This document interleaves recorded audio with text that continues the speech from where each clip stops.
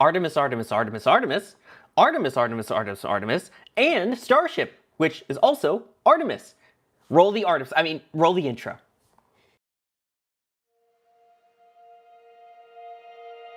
And here we go.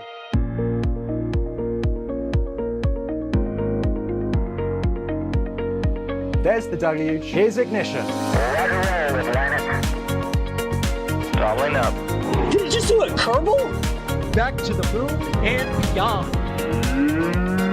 Put that in the big bag, you know. Back at home, we all have a lot of work to do, but from here, that sure looks like a perfect flow. Propulsion continues to be normal. We did have an observation. Equalize. 343 unfolds to go. It's orange. Water towers can fly!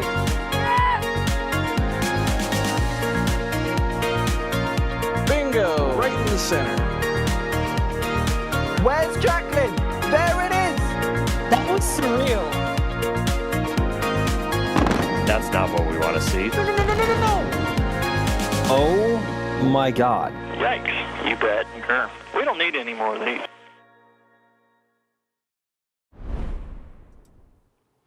Good evening and welcome everybody to the Flame Trench. This is our weekly informal news show where we get to go over all of the things happening in spaceflight, or I guess in this case all tying back to one big thing in spaceflight. And we also get to talk with you about it and answer your questions and share our opinions, and things will likely get very spicy and go off of whatever rails seemingly exist. I'm Sawyer Rosenstein. I will be your host for this week. But as always, it is not just me. As my predecessor used to say, I am joined by a competent cohort of co-hosts. And joining me today, fresh out of the blizzard, is EJ. How's it going, EJ? It's going. It's going. It's going. How about you? I'm doing fine. Everything's good. I'm not cold. It's snow. There's a lot of it. I mean, you're right. I'm not cold, that's for sure, because I'm here in Florida, and it's gorgeous. And I know someone else that will agree with me on that, who's also here in Florida, and that is Max Evans. How's it going, Max? Well, Sawyer, you say that. I've also been very cold for the better part of the past, 4 or 5 days. It's been rather chilly for Florida weather. But yeah, we actually have a lot to cover this week, but it's all, again, like you were saying, Sawyer, it all kind of ties back to under one big orange umbrella. And we actually got a decent chunk to talk about that came out today before, I guess, now. So we actually had some time to prep and go into it. So looking forward to it. Oh, yeah. So all of that, it's going to be a lot of Artemis talk, but we have a lot of other things to talk about, including the Starship program and how that all ties in with it. And joining us for that will be Ryan Weber. How's it going, Ryan? How's it going, Sawyer? Yeah. It's actually pretty warm here in Minnesota. It's like 50 degrees today, although it's supposed to get a couple inches of snow tomorrow. So, that's the normal. But I like the cold, unlike some people on this stream. But anyways, yeah. How's it going? Hey Going man. good. Look, all right. I don't mind the cold. Okay, 3.5 feet of snow. That is another story. That is a lot of snow. That's a lot of snow. That's a lot of snow. And snow blizzard, like hurricane blizzard, like 70-mile-an-hour winds in the middle of the snow. That was not fun. The cold, I don't mind. All right. So you might say the cold never bothered you anyway? Just come on. We'll do the next thing. Jeez. Anyway, of course, if you have questions, you can tag us at NASASpaceflight or at NSF, and we will do our best to answer as many of your questions as we can. Normally, I say please try and keep the topics related to what we are discussing, but I think there's going to be an overarching theme of today's show, so it's going to be a little looser than usual on that role. Is you raising your hand? Sawyer, I am raising my hand because you forgot Max. to thank somebody. You forgot to thank somebody. No, I didn't. No, I totally thanked you're everybody right. I'm that's sorry. on My bad. camera, and we My bad. never thank the producers of these streams, so we would have no reason to thank Jay Keegan for pushing the buttons and pulling the levers today. Sorry. Nope, we're not going to mention his name at all. Nope, no Jay Keegan. Anyway, let's get things started off here. So, let's start with Artemis.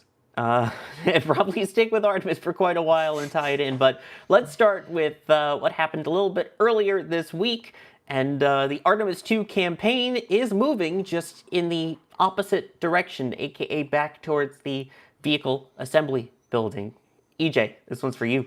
Okay, so the Artemis II stack did roll back to the VAB. We covered it here. It was a great stream. It was a good time, except for the fact that it was rolling back into the hangar. That's generally not what we want. Now, what happened is that after SLS's wet dress rehearsal 2, which basically went perfect, right? The teams were having problems initiating gaseous helium flow into the stage. Sticky valve or something. That was in an area of the vehicle that they couldn't get at out on the pad. So unfortunately, they did have to roll back to the VAB so they could access that helium system. Now, that means that March is basically off the table for SLS, which is not great, but it's not all bad, because if we launch in April, we could potentially see a daytime launch. That's not a bad thing. I'll take that. That's fine. But I mean, it really, the question is really like, how long is this actually going to take? How long are we going to be in the VAB? How long is this thing going to fix? Can you test it in the VAB, or do you send it out from the VAB? How is it going to potentially mess up the seals? I mean, the NASA has decided in a press conference, the press conference that happened a little bit earlier today, which we'll get to it, guys. Trust me. We'll explain the situation and then we'll get to it. That's what Sawyer meant by we're going to kind of be, going all over the place. The press conference this morning, they said they're going to switch out the seals on the liquid oxygen tail service mast umbilical, but not the liquid hydrogen one, because they swapped those out on the pad. So who knows? John Honeycutt, the SLS program manager, did say in the past that, he did hint at rollback being the issue with roll out to the pad being the issue, potentially being why the seals break. So, or the seals didn't seal and they had that leak rate that caused wet dress rehearsal 1 to not happen. And then they clogged the fuel filter and then they got it, right? So who knows? Like, it's definitely April, but we just don't know when. I mean, Sawyer, I'll pass it back to you. You think this thing's going to go in April? I really think it's going to depend on how long they spend inside the VAB and how intensive that work is. Because keep in mind, they're going to have to fix the seal, find out what the issue is with the helium not going into the vehicle, fix it, try and test it inside the VAB and do that, all while they're also working on the flight termination system, changing out the batteries on those, things that they were going to be doing out at the launch pad, but now that they're rolling back to the VAB, they're going to do while they have easier access to those work platforms. There's still a lot of question marks. So is it going to be in the VAB for a week, 2 weeks? We don't know. And then keep in mind, they're also going to want to do testing back out at the pad. But what kind of testing? How intensive? Are we talking another full tanking test? Are we talking another full wet dress rehearsal? Are we talking about something specific just for the helium lines? All of that, I think, is going to be the deciding factor. So I think the beginning of that April window is going to be really, really tight. They want to try and make that. So maybe later in that early April window. Also, I think to try and save face a little bit, they want to try and hit that early April window, because moving it to April 30th, which would be the start of the next window, and we don't know what the actual dates are for May, because they haven't put that out publicly, because they're so confident in that no later than April date. I think it's going to be really tight. And can I just say, like, really quickly, how quickly we got the rug pulled out from under us? Like, literally morning after the wet dress rehearsal press conference, where they said everything went great, the vehicle was ready, the moon's calling us, all that jazz, trying to hype everything up.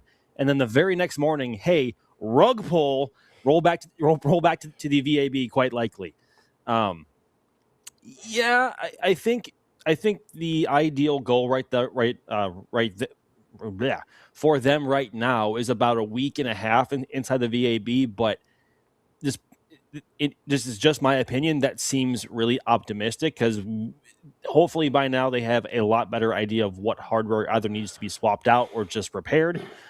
because of course with the issue occurring on the interim cryogenic propulsion stage with the ICPS, that is not NASA personnel working on that. That is built and maintained by the folks at ULA, or the United Launch Alliance, and that is then accessed through the LVSA, or the Launch Vehicle Stage Adapter, which can only be accessed via the work platforms in High Bay 3.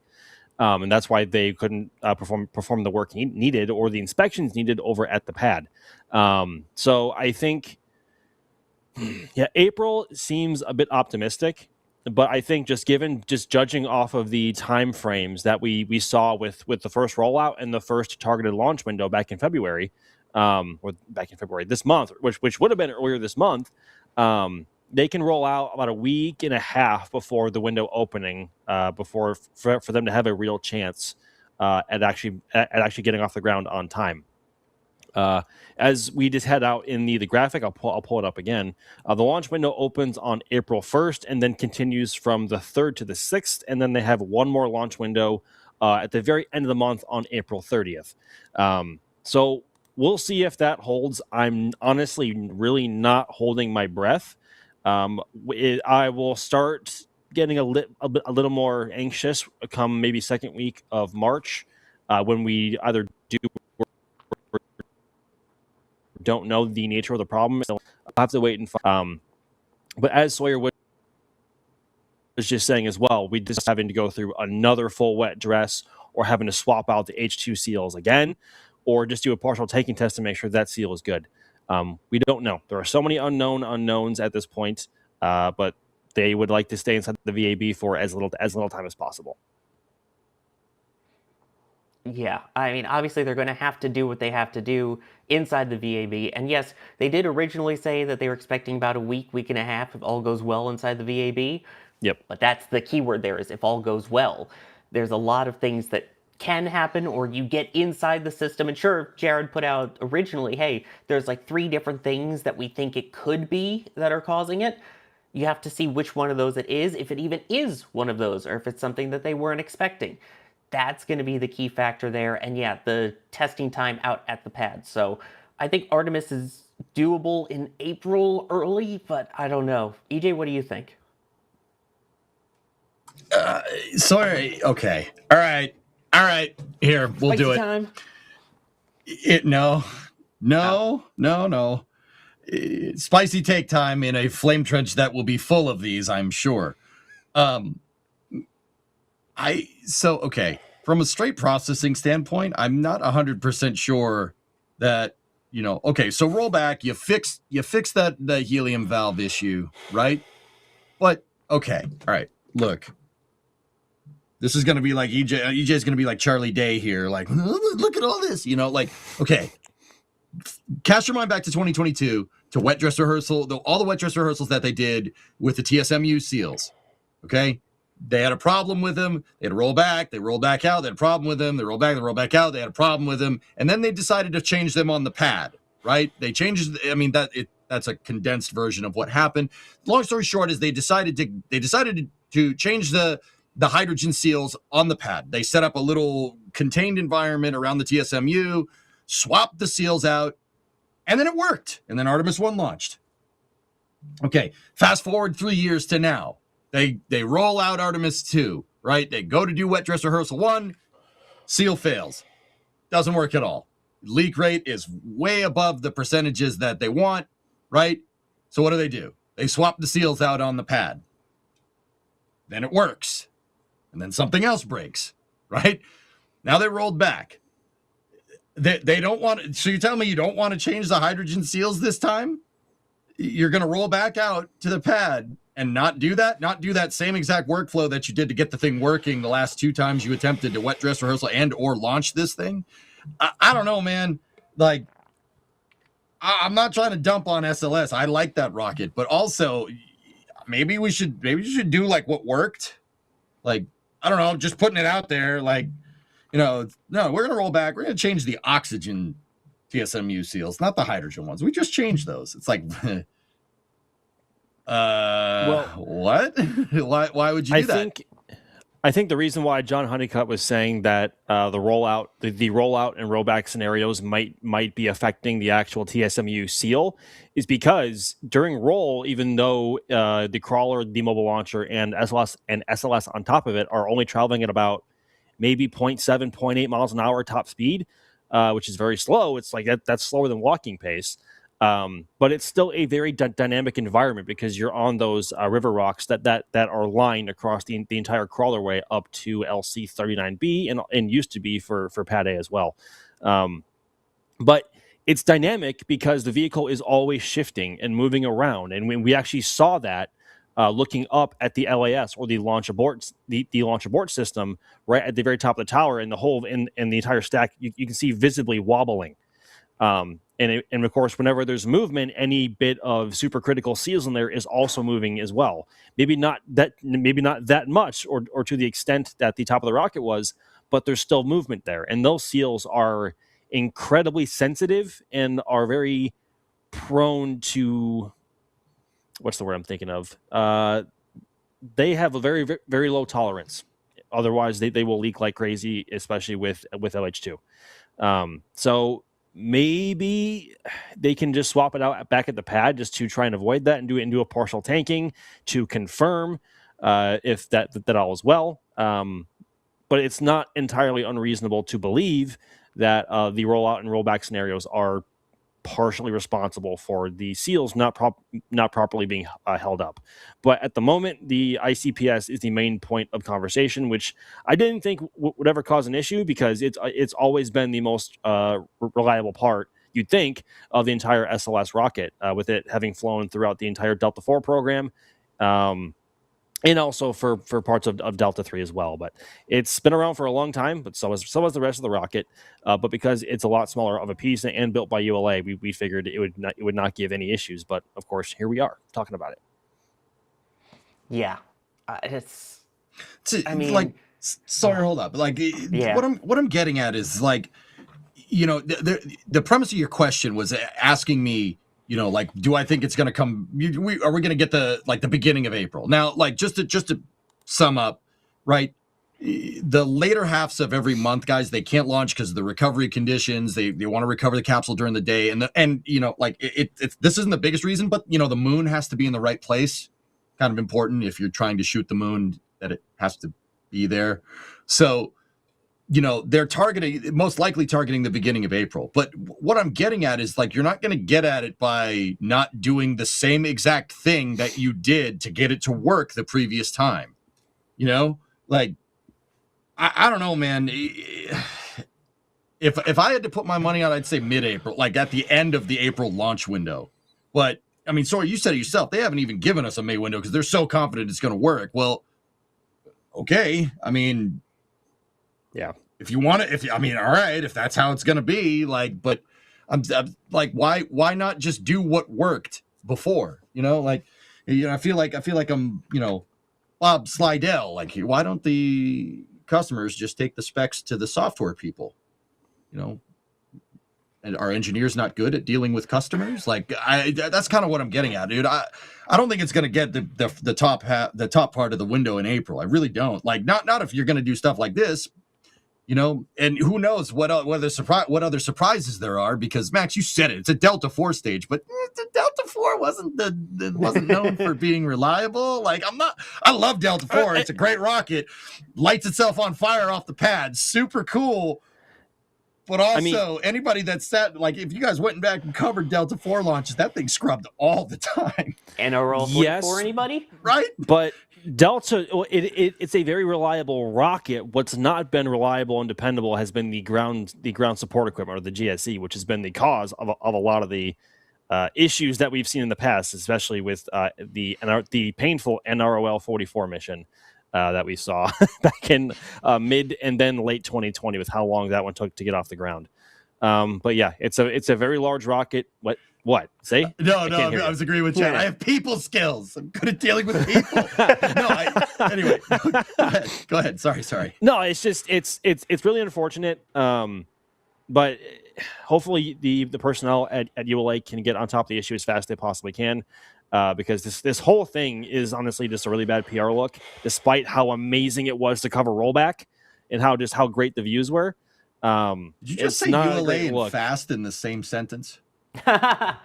Oof. Well, if you're talking about Ooh. injecting Ooh. nozzles, then yes. Yeah, No. That's Northrop Grumman. That's Northrop Grumman. That wasn't a ULA problem. That's a Northrop Grumman issue there, my friend. I know, Hey, but man. it's on a ULA rocket. Who Just hit the saying. launch button? Northrop Grumman I didn't hit know. the launch button, all right? Yeah, Oh. ULA took their testing as valid and said, yeah, we're good. Oh, dear. Anyway. Also, thanks Yeah, for bringing this up, Jay. Really, really appreciate bringing back the horrible memories. Yeah, for real. Oh, my goodness. Was this the one after engine ignition? Was this one where it was at T-minus 7 seconds? Oh my God, Jay. It's hard to tell because they were all three launch attempts were at night, so it's hard to tell from this angle. Oh, dear. Okay, this was the one where it actually lit up the engines and then didn't go at T-minus 3 seconds. Yeah. Yeah, I think one core began to fire the RS-68 and then just like cut completely. Oh, my goodness. Which, yeah, once you fire an engine up, you have to replace it if you don't launch. Yeah, that was... Anyway, still. So, the other thing to keep in mind with the launch date, though, is that, if I remember rightly, this was a congressionally mandated thing going back to the previous NASA administrator. Of, we will send humans back around the moon and launch them no later than April of 2026. Which, if that's the case, of course, then you get the worry of launch, go fever, go itis, whatever you want to call it, of having to meet that mandate. So I don't know, maybe with the change now in the architecture from Artemis II to Artemis III that we'll talk about later, maybe they ease that up a bit, but the fact that they have been so adamant that they literally only have one date listed for, I believe it was Launch Campaign 20 is what Philip was saying, April 1 is Launch Campaign 19, it's kind of mind-boggling.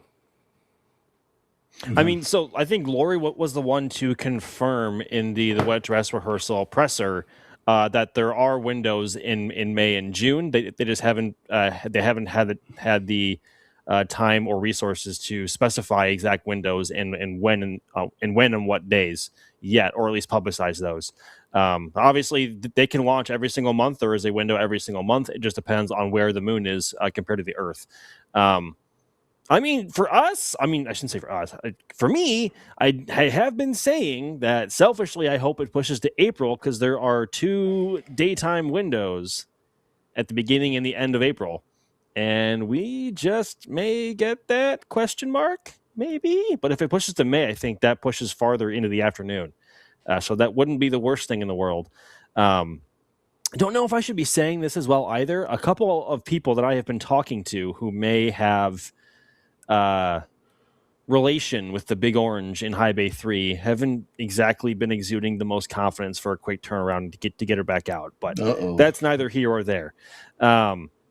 Yes, and no, SLS is a very big leaker. We have seen. Was waiting for the joke. There you go. Thank you. There's the layup and there's the low hanging fruit. Anyway,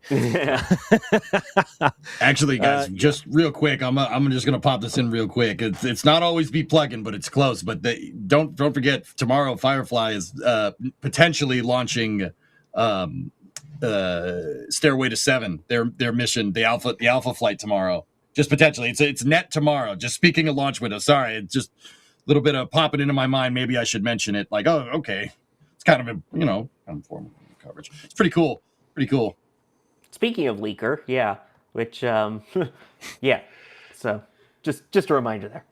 Hey, sorry, we were talking about launch windows, and I was like, oh yeah, the hamster wheel started going.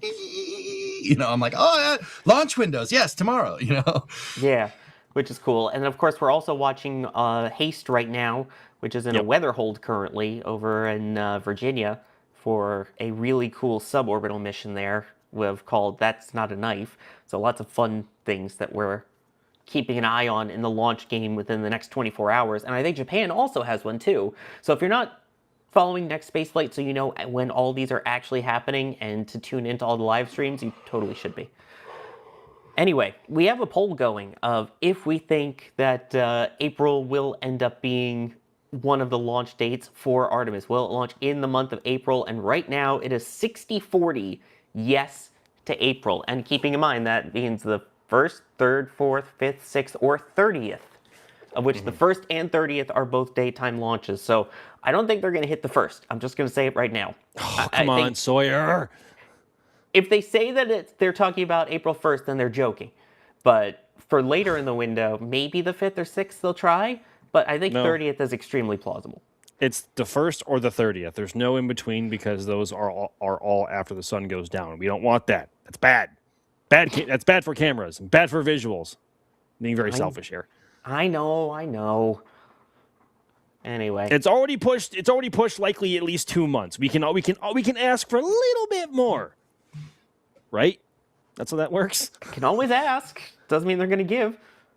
But if you don't ask, you don't receive. Also interesting to note, we were worried that in February, oh no, it was going to be on the Super Bowl. If it goes March 1st, that's Easter Sunday, I think. Yeah.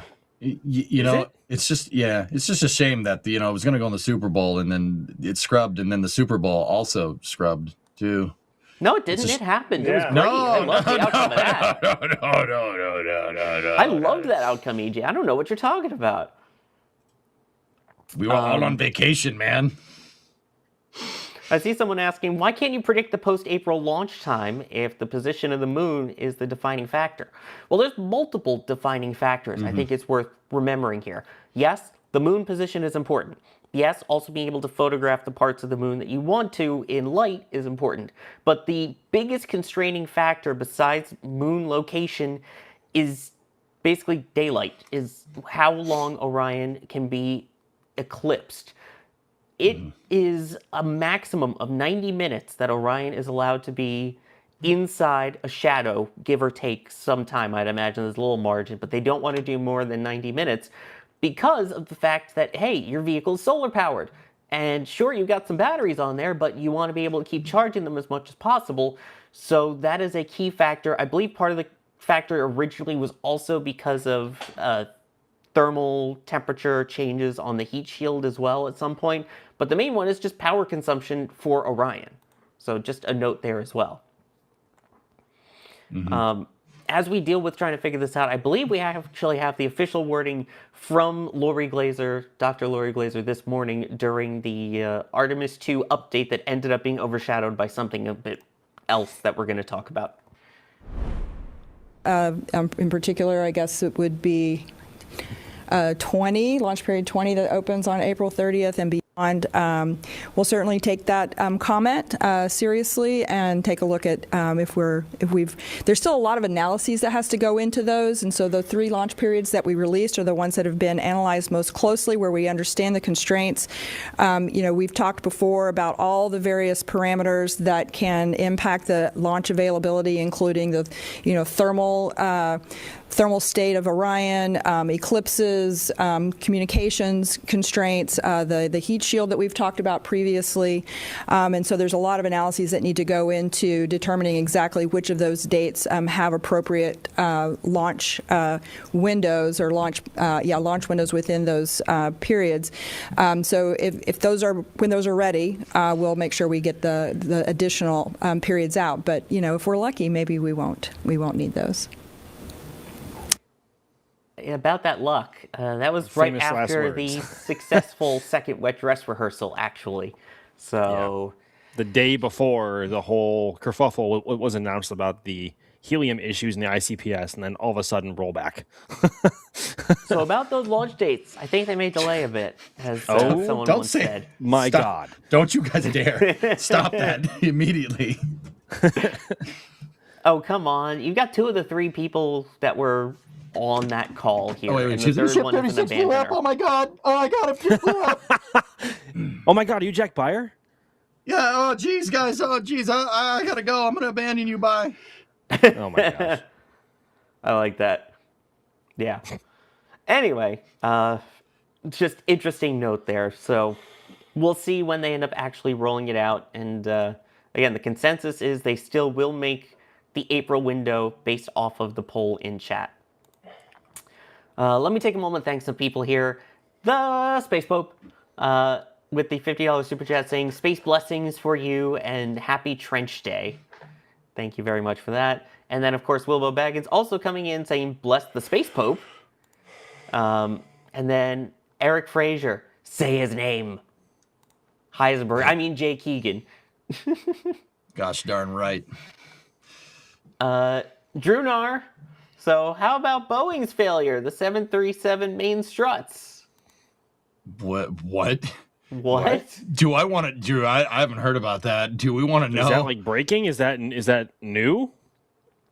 Boeing breaking something? Never. I mean, yes, it is breaking. Oh, boy. But, Oh, boy. but the box, we saw the rendering of the box. It couldn't be breaking. Yeah. We'll talk about the box rendering that will come back into play in a little bit, actually, because we can't get rid of it. No. Oliver Edmond saying Artemis, the goddess of the moon. Clearly, she is also the goddess of procrastination. Space Pope also, after a little hiccup that we had there, saying bless Max's internet connection. Oh no! You went a little robo at one point. Hey, I would. Gosh darn it! Hey, I wouldn't say that. That's messed up. You might jinx us.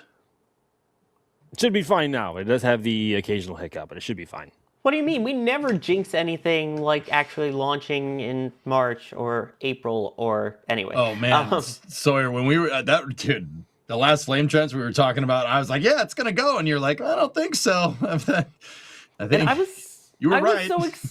I was so excited because of the idea we only had one more flame trench potentially before the launch. This would have been the last flame trench before the opening of the launch window, because the next one was on a Friday. So, like, we jinxed that. Sorry, chat. Sorry. Also, our bad. Apparently, Webby, who works on planes, knows about the strut issues. Is it bad? It's bad, isn't it? I mean, it's not new. There's a airworthiness directive to do like extra greasing around the trunnion pin for the gears, as well as the make sure you maintain the main gears and everything like that. The trunnions have snapped in the past, and the gear is then gone up through the wing on landings. It's happened a few times. That's great to hear. It has happened a few times. I mean, I think it's an Alaska plane it's happened on. It's happened on a Sun Country airplane. I've seen the pictures of it. Yeah, with the trunnion, which basically there's the whole strut, and then you have the wheels. The trunnion hooks it into the wing structure, and that trunnion has snapped before, and then basically have the wing here, and the landing it goes right. Welcome to the plane trench, everybody. Yeah. Just in case people were wondering what that reference was to, but yeah. Probably 80% of my flights have been on the 7.3, so that's comforting to know. Still, the funny thing is, it's still one of the safest airliners there is because of how much it's flown compared to the crashes that it's had. True.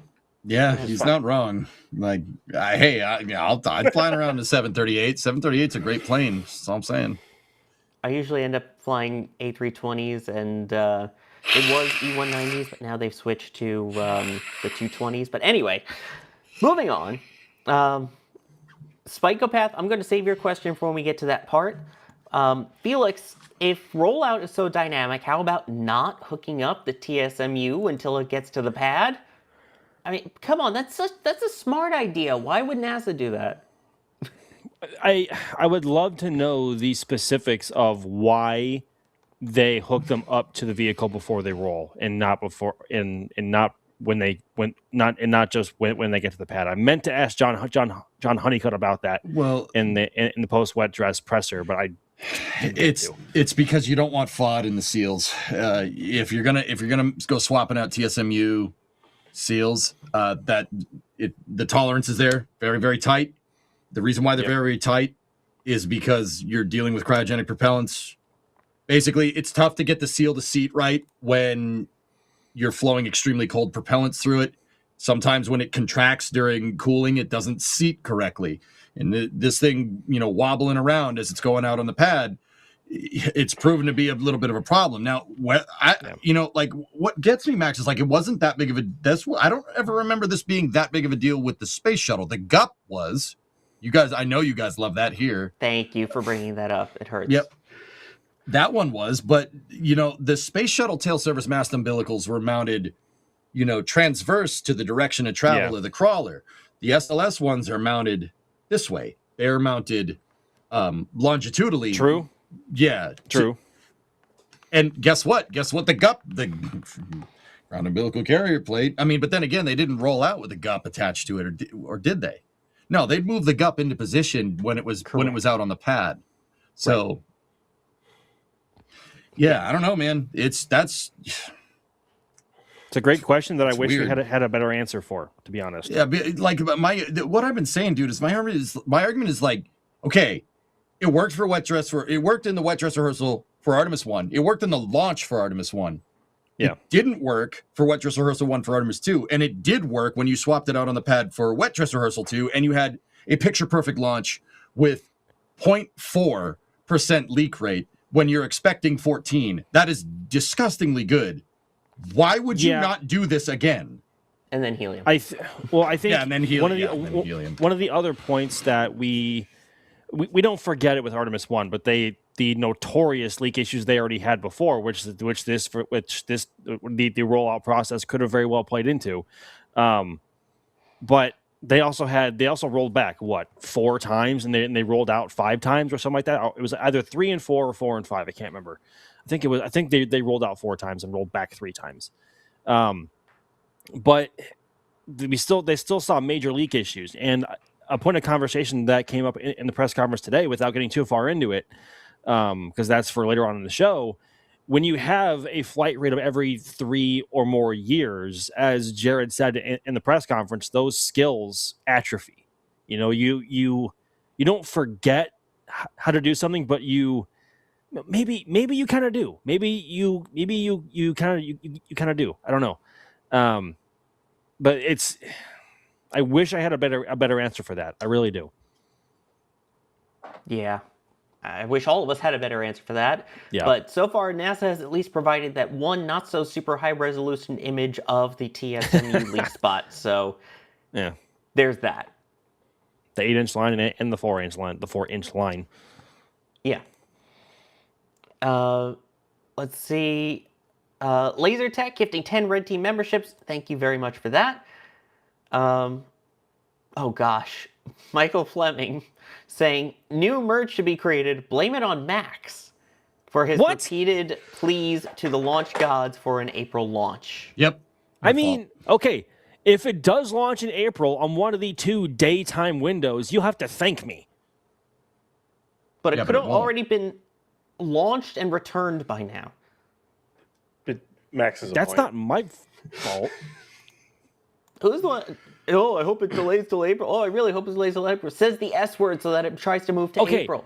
Okay, in my defense, I said selfishly I'm somewhat secretly hoping for a push to April, but I think it's going to go in March. I've said that publicly on the record. Anyway, blame Max. I mean, like I said, hashtag blame Max in chat if you agree. Mm-hmm, mm-hmm. Anyway. And then Captain Q saying, by the way, I bought the Ego. Egos? I bought the Lego my ego? Strong. I bought the Lego SLS like you told me. Thanks. Nice. Nice. All right. Nice. Heck yeah, man. It's very nice. All right. Great success. Great success. I just got a text from a friend who says to blame you as well, Max. So I'm adding that into the hashtag blame Max. Riggedy wrecked. Sorry. Anyway, I think we've basically talked about the rollback up to this point, and I mean, it kind of feels like old news now as to why it happened. Haven't really gotten a huge amount of information since it's been in High Bay 3. They actually got the work platforms out to it rather quickly because we were lucky enough to be one of those allowed to put remote cameras in right in front of High Bay 3 for rollback. And obviously, I think it entered High Bay 3 at around 8 p.m. On Wednesday. Was it last night? No, 2 days ago. Dude, I don't know what day it is. It was Wednesday. Yeah, Wednesday. And then we went to pick up like first thing the next morning at about 8 a.m. And by that time, in the span of I mean, I think that they were hard down closer to 9. So within this span of 11 hours, they already had all the work, all of the required work platforms already around the vehicle and a whole bunch of scaffolding. So they are not messing around. Of the SRBs to get around to the FTS system, they have them already around the LVS the launch vehicle, the LVSA, the launch vehicle stage adapter, and they already have everything up over Orion and the LAS as well. And they're all extended people already buzzing around it, already doing work. So they are not wasting any time. And here's actually a photo taken from level 32, looking down at the vehicle, because at that point you're actually above it, which is really cool. But they already have a bunch of platforms already out covering the vehicle. So yeah, they're not wasting any time, and they cannot afford to, especially if they really do want to still aim for the April launch window. Mm-hmm. So we'll see. Max, you took that picture? They let you in the VAB? Yeah. They Jerry and me. Yeah, that's pretty neat. How neat is that? Neat. That's pretty cool. neat. How neat is that?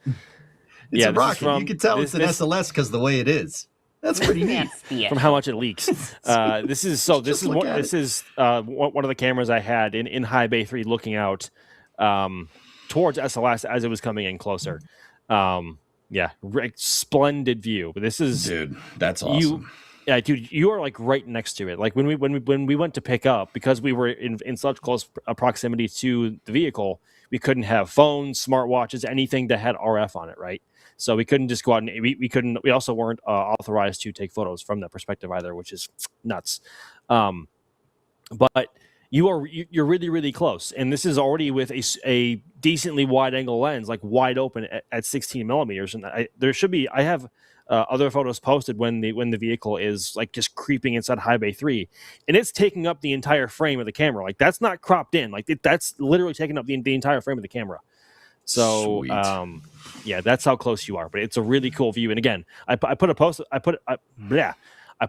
out about this last night, thanking the public affairs personnel over at the press site and the Kennedy Space Center for allowing this, because what an opportunity that was. It was absolutely it was incredibly special.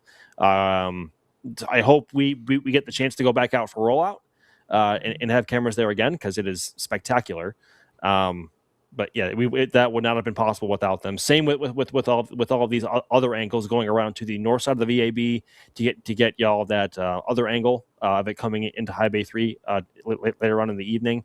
It was just an absolutely stupendous day.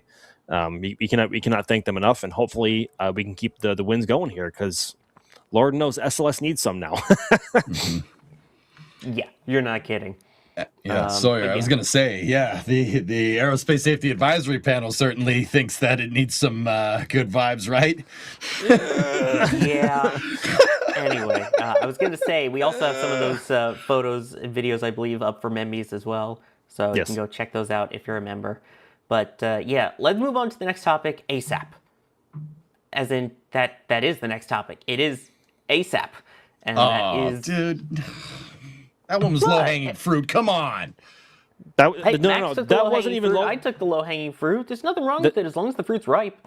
That wasn't even low-hanging fruit. That was fruit that was like on the ground and rotting for like days on end beforehand. I'd still eat it. Anyway. Jesus. I have a strong stomach. So NASA released its yearly Aerospace Safety Advisory Panel report, or ASAP report. Also, I should just point out before we move on, in terms of who to blame for the delays, 13% said helium, 22% said hydrogen, 65% said max. Excuse me? What? Blame chat? Oh, no, actually, no, don't blame chat. Blame max. Anyway. Oh, man. So, yes, they nice released y'all.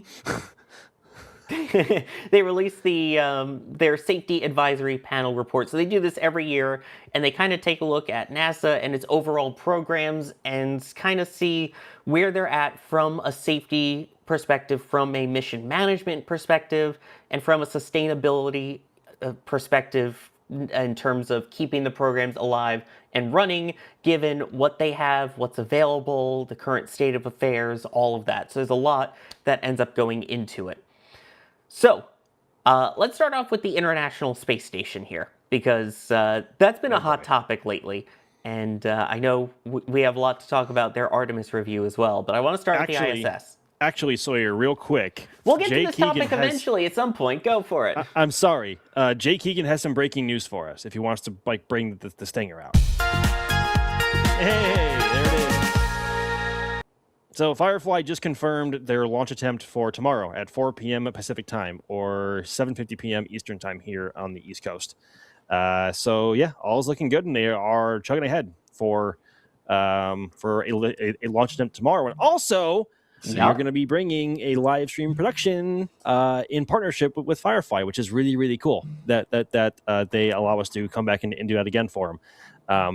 It's a really cool treat. I know we have a team of people over there on the West Coast supporting it, and also in Austin, making sure the live stream goes well and that everyone is happy with the views, and hopefully for a successful liftoff. So very exciting stuff coming up, hopefully tomorrow, if all goes well. We are so back. We are so back, baby. Yep, the NASA team is out in Austin and Vandenberg providing those launch media production services for the event. So it'll be exciting. So keep an eye out for that. Now we have a launch date, at least, for tomorrow. Cool. Anyway, Sawyer, I haven't heard this safety advisory panel thing, so jump back to this. I actually, I want to listen to this. I'm sorry to cut you off, Sawyer. Do it. Come on. Yeah. Do it now. Waiting for... Sorry. Anyway, so let's start with the ISS side of things, and then we'll go over to their SLS comments, because those are also very interesting and very timely now, more timely than originally thought. So in regards to the ISS, that is listed on theirs as a serious concern, was the wording that they used in regards to the safety of it. So, of course, they talked about the fact that, hey, we're amazed that the ISS has done as well as it has, that the ISS has not had any major safety issues or risks in the 25 years that it's up there. They also commended the way that NASA handled the Crew 11 issue, which we now know it was Mike Fink, who had a medical issue on board, and they ended the Crew 11 mission early. So they commended basically all the way that the leadership has handled that. However, they point out the fact that the ISS is old. It really is showing its age at this point. Of course, you had the Pierce leak over on the Russian side that went on for a long time, that they're trying to figure out, hey, how do we fix this? I mean, they got the leak basically down at this point, but that was really one of their issues. And then one of the big things they were talking about is as we approach the end of life of the ISS. And I want to quote from one of the pages here saying, ISS EOL end of life approaches. As it approaches, it is important that the station remain fully functional with crew members aboard until near the very end. And one of the big things that they're talking about is issues with dramatic decreases in funding for the ISS that they're worried about, especially as we get towards the end of life, because, hey, it's the end of the life, we don't need to fund it as much. But they're already running on thin ice here, add in the fact that they've had to now extend the life of Crew Dragon from 6 months, which was its original max, to 8 months, to be able to allow them to send fewer crew rotations. There are also fewer resupply vehicles going at a less frequent rate, which is also a concern of theirs, of being able to get up replacement parts and things like that to it. And that's one of their main worries about that, being able to sustain all the people, all the experiments with an aging station, because there's in so short supply of extra supplies that, hey, if something were to break, we'll just send it up on the next resupply vehicle. We saw that even with the crew flight test. They had a bathroom issue, so they were able to send up a replacement part on crew flight test even, because they had something going up that could launch it. They also have a lot of other things on board the ISS that are getting old too, such as the spacesuits that they have on board. Those are basically 40-year-old technology at this point. And they'd mentioned, oh, there was going to be a new spacesuit that was going to be coming into place with commercial partners that were going to work on it to replace it. And then that never ended up happening. So they're still stuck with these old parts, and there's been concerns about these spacesuits for a long time now of leaks and issues. Of course, going back to Luca Parmitano with the leak in his helmet that almost drowned him, that was a big concern. There's a couple of spacewalks they've had to delay because of cuts and issues inside the spacesuits as well. So all of that is one of their concerns, and also the fact that the workforce is decreasing. So Jay, if you check out page 14, they did a really interesting thing in terms of the amount of workforce that they have had over the course of time and the changes that have happened with it. Basically, in trying to keep the ISS staffed with people, they also need to keep it staffed with people on the ground to support it. And that has gone dramatically down from what they saw at the beginning of the ISS program to where they are at right now. And of course, it goes all the way back to Apollo, where obviously everything was all in on Apollo, had the entire workforce on it, the entire budget on it. There you go, you can see there. And then we get into the Enterprise testing, where it kind of flattened out a bit. And then obviously after issues with the space shuttle, it went down. And then you see where it is with the ISS number there, that 1998 number, ISS launch. And you see it was already getting lower and lower, and now look at the 2026 steep drop there. Woof. If that doesn't send a worrying concern about being able to support it, I don't know what else does. I mean, it's nearing to be a 30-year-old piece of hardware at this point that's been in constant orbit, constantly going through temperature changes, pressure changes, vehicles arriving and departing. She's an old girl. She's certainly showing her age. Especially when you compare the station, even though it isn't a fair comparison to compare the ISS to the Chinese Tiangong space station, because the Tiangong is far newer. But again, it's really showing its age and its hardware, with what the crews have been reporting with, like smells and the amount of small things that they've had to fix on station. The spacesuit's becoming a bigger and bigger concern. And 2030s doesn't seem far away, but it seems a lot of time. It seems like with the steps that NASA is already taking to reduce the wear and tear on the station, 4 years is a long time. And if they are going to, if the workforce supporting the ISS is going to continue to decrease at the rate that it has, I am a little bit concerned. That's, I think, the most that I can say. There's two more quotes that I want to read, and then EJ, I want your opinion on this. And on the end of page 27, it says, as a result of these resource reductions, the margin is now so thin that contingencies easily addressed in the past, such as hardware component failures, cargo vehicle delays, and the need to accommodate additional crew members, could now result in significant ISS degradation or the need to return U.S. crew members early. The ultimate worst-case scenario is that the ISS becomes uncontrolled and a tumbling re-entry cannot be prevented, leading to safety risks to humans on Earth. The ASAP's assessment is that the ISS program has been pushed to the brink of safe operations by significant budget cuts. As long as the ISS continues to support astronaut activity, funding must be sustained and may need to increase both to mitigate degradation due to the aging and to support end-of-life activities like developing, testing, and deploying the U.S. deorbit vehicle to support safe termination. Ouch.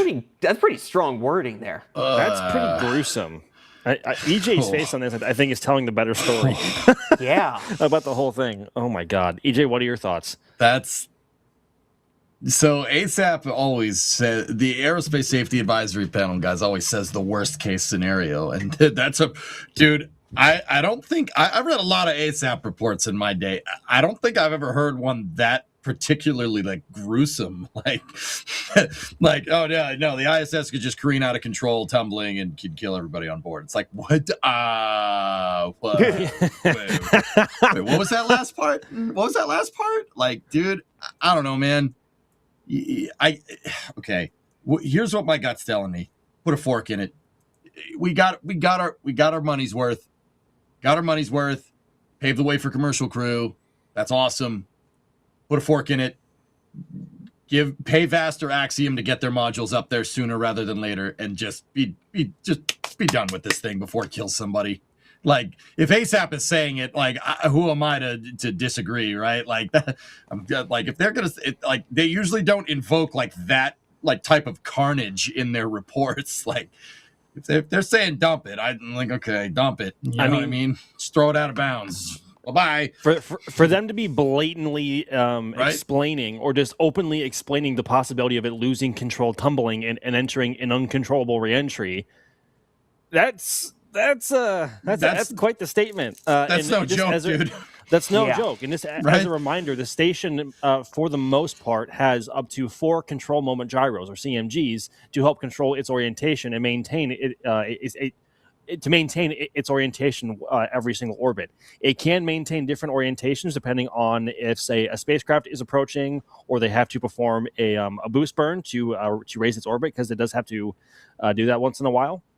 But at least on the U.S. segment, they have no way of boosting the station without an actual spacecraft being there.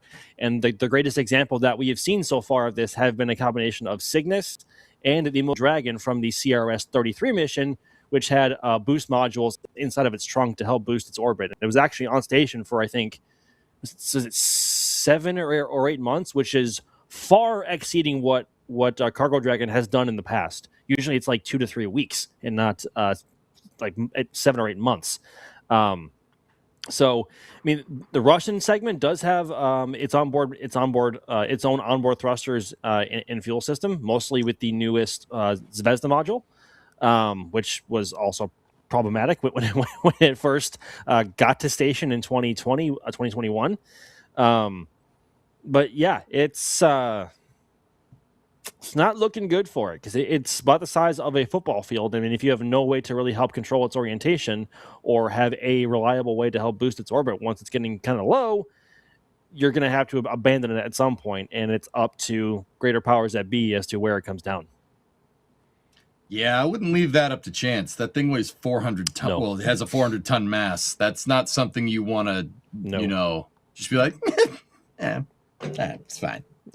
Yeah. Also, I don't think I've ever seen an official NASA report that wasn't related to a tragedy say pushed to the brink of safe operations. Yeah, that's extreme. That's pretty telling. That's extreme. Yeah. You probably should, like, not keep operating that for much longer. Like, well, I mean, it's only 4 more years, but still 4 years.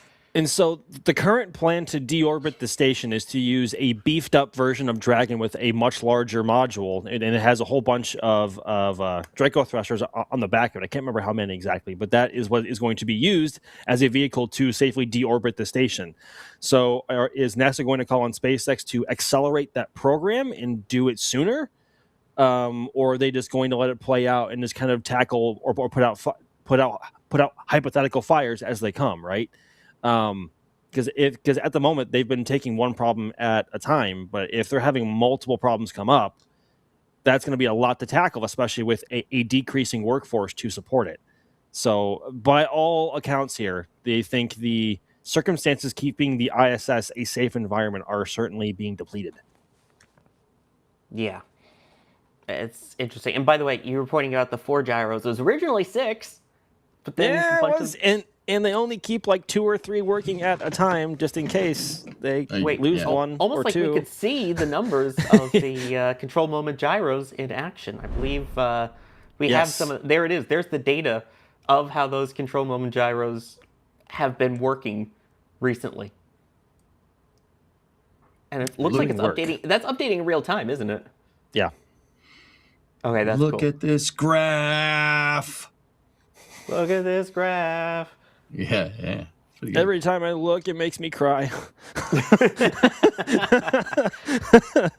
Nice. Oh, God. But yeah, so that's what they had to say about the ISS itself. And Mighty Unlikely asking, has any next-gen space station showed a feasible solution for fog protection, solar storm protection, cabin microbe inhibitors? That's a great question. And guess what? The report actually kind of touched on that, because guess what? Sorry, go. It also took a look at commercial stations, and the whole point of NASA saying, hey, we're going to transition to commercial space stations after the ISS, Commercial Lunar Development, CLD. And they went into that, and guess what?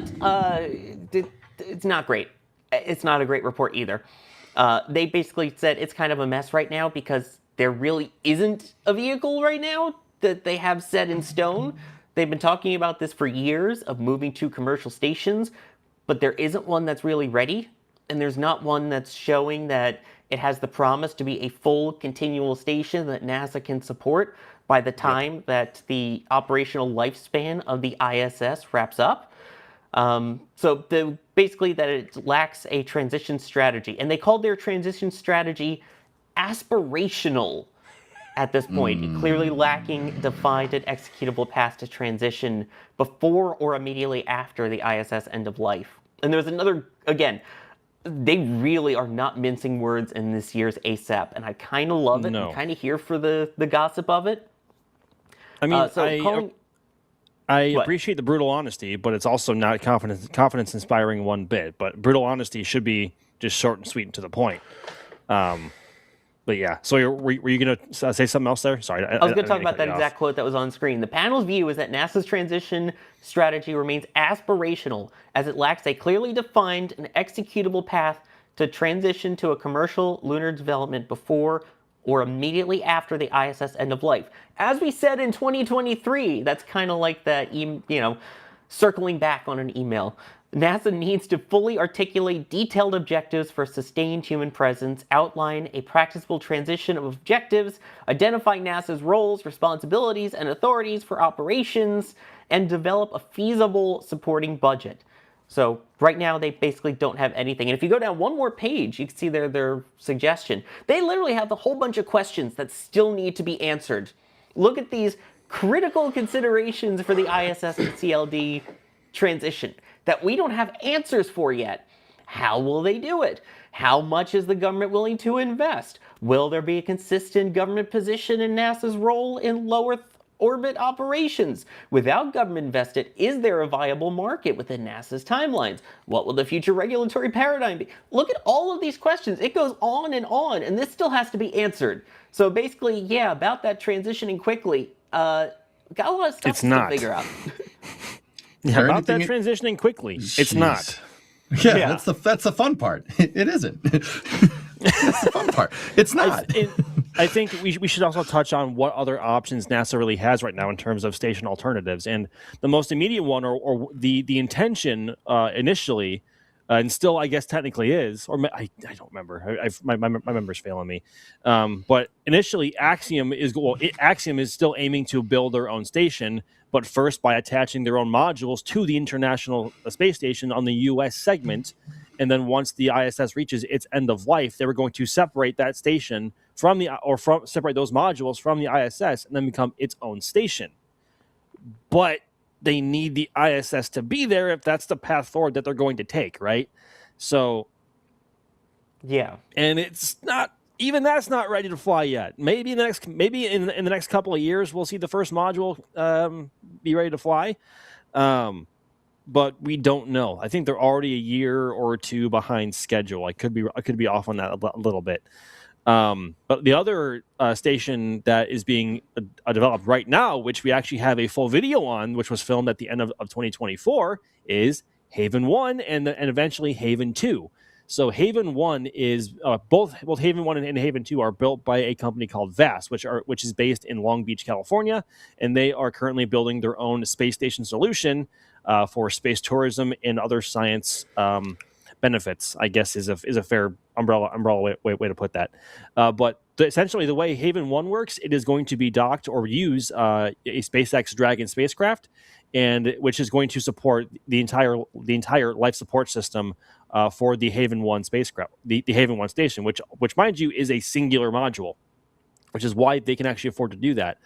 But because it taps off of Dragon's life support system, and also uses Dragon's toilet, they can't leave people up there continuously.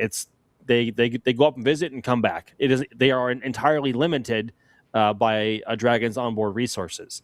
Haven 2 is what Havas aims to be a solution to that, with being a modular space station where they have multiple modules linked together as one continuous unit in somewhere in low Earth orbit.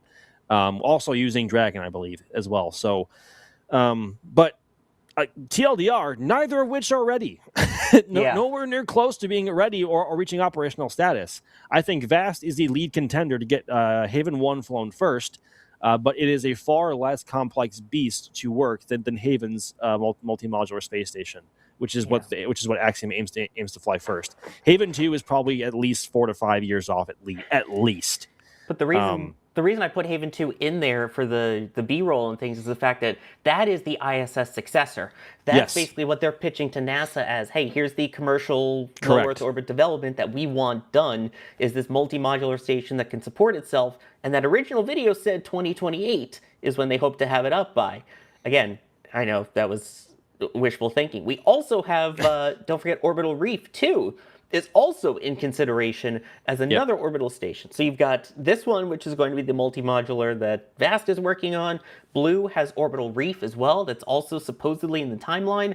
So again, they have things that they can technically support, but none of them have hardware in space. And that's, I think, the big thing. And even with, Axiom attaching modules to the ISS, if you saw that ASAP report, I don't think the ISS can handle more modules right now, which needs more power draw, which has more risk. I don't know. I just see issues with that. So yeah, commercial development, I think we've all known is kind of a mess at the moment. Let alone if Axiom would even want to even dock with the ISS anymore. Given the state that it's in. Yeah. Oh, remember Orbital Reef was going to use what was that?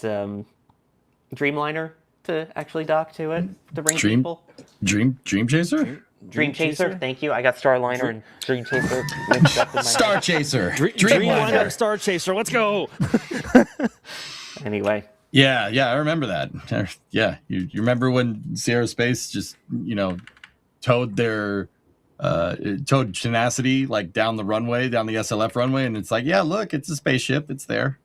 Oh, they did it again recently. There's a video of it rolling down the runway. and then they probably never heard anything from them again. That's weird. So you want to know something curious about that? Maybe I'm behind. Maybe I'm not fully read up on this. Maybe there was some kind of press release.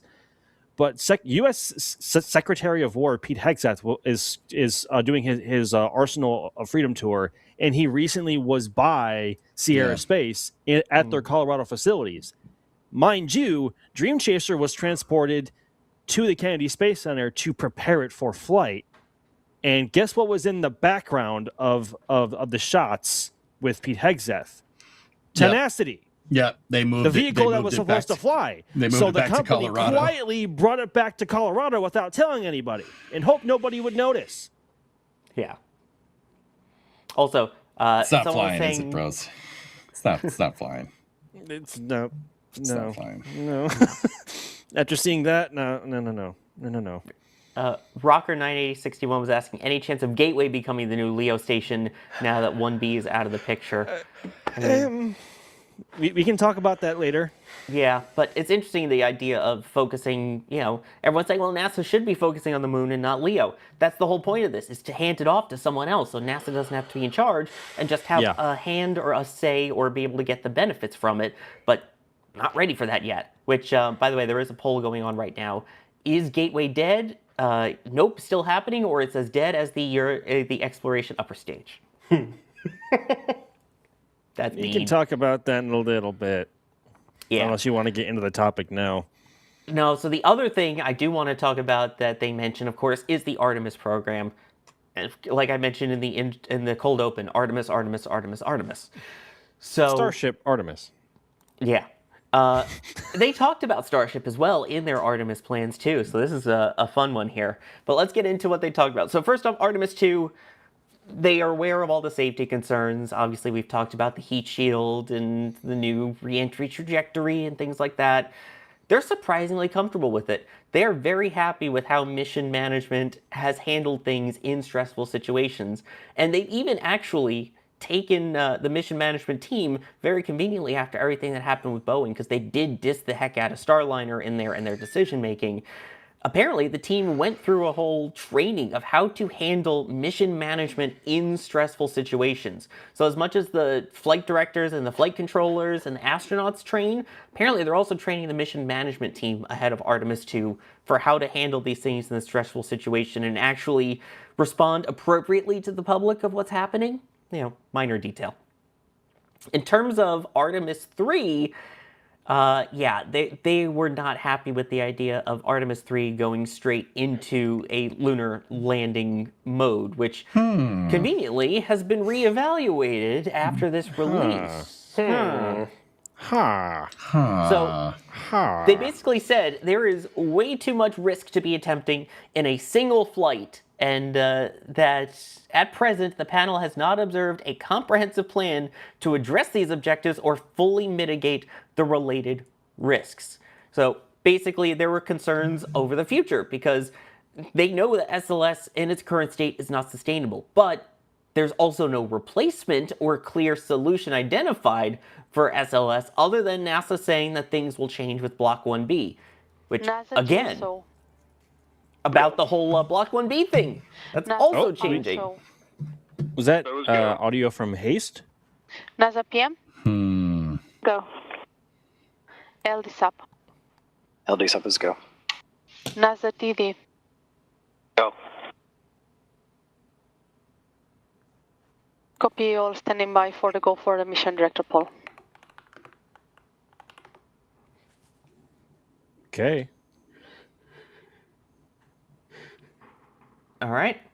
I guess they're going to proceed with the count with haste. I was trying to time out my commentary here so that it would line up with the end of that countdown so we could commentate on that. But anyway, I'll get through my full ASAP story eventually. I've only been looking forward to this for the last 3 days. It's fine. No, it's okay. It's fine. So, hey, I mean, there's 14 minutes until the haste launch here, so I'm here for it. Right. So basically, go off, King. So there was the issues, of course, with the Artemis III architecture. Another thing that they brought up specifically, and this is also why we have Ryan here, is they brought up Starship.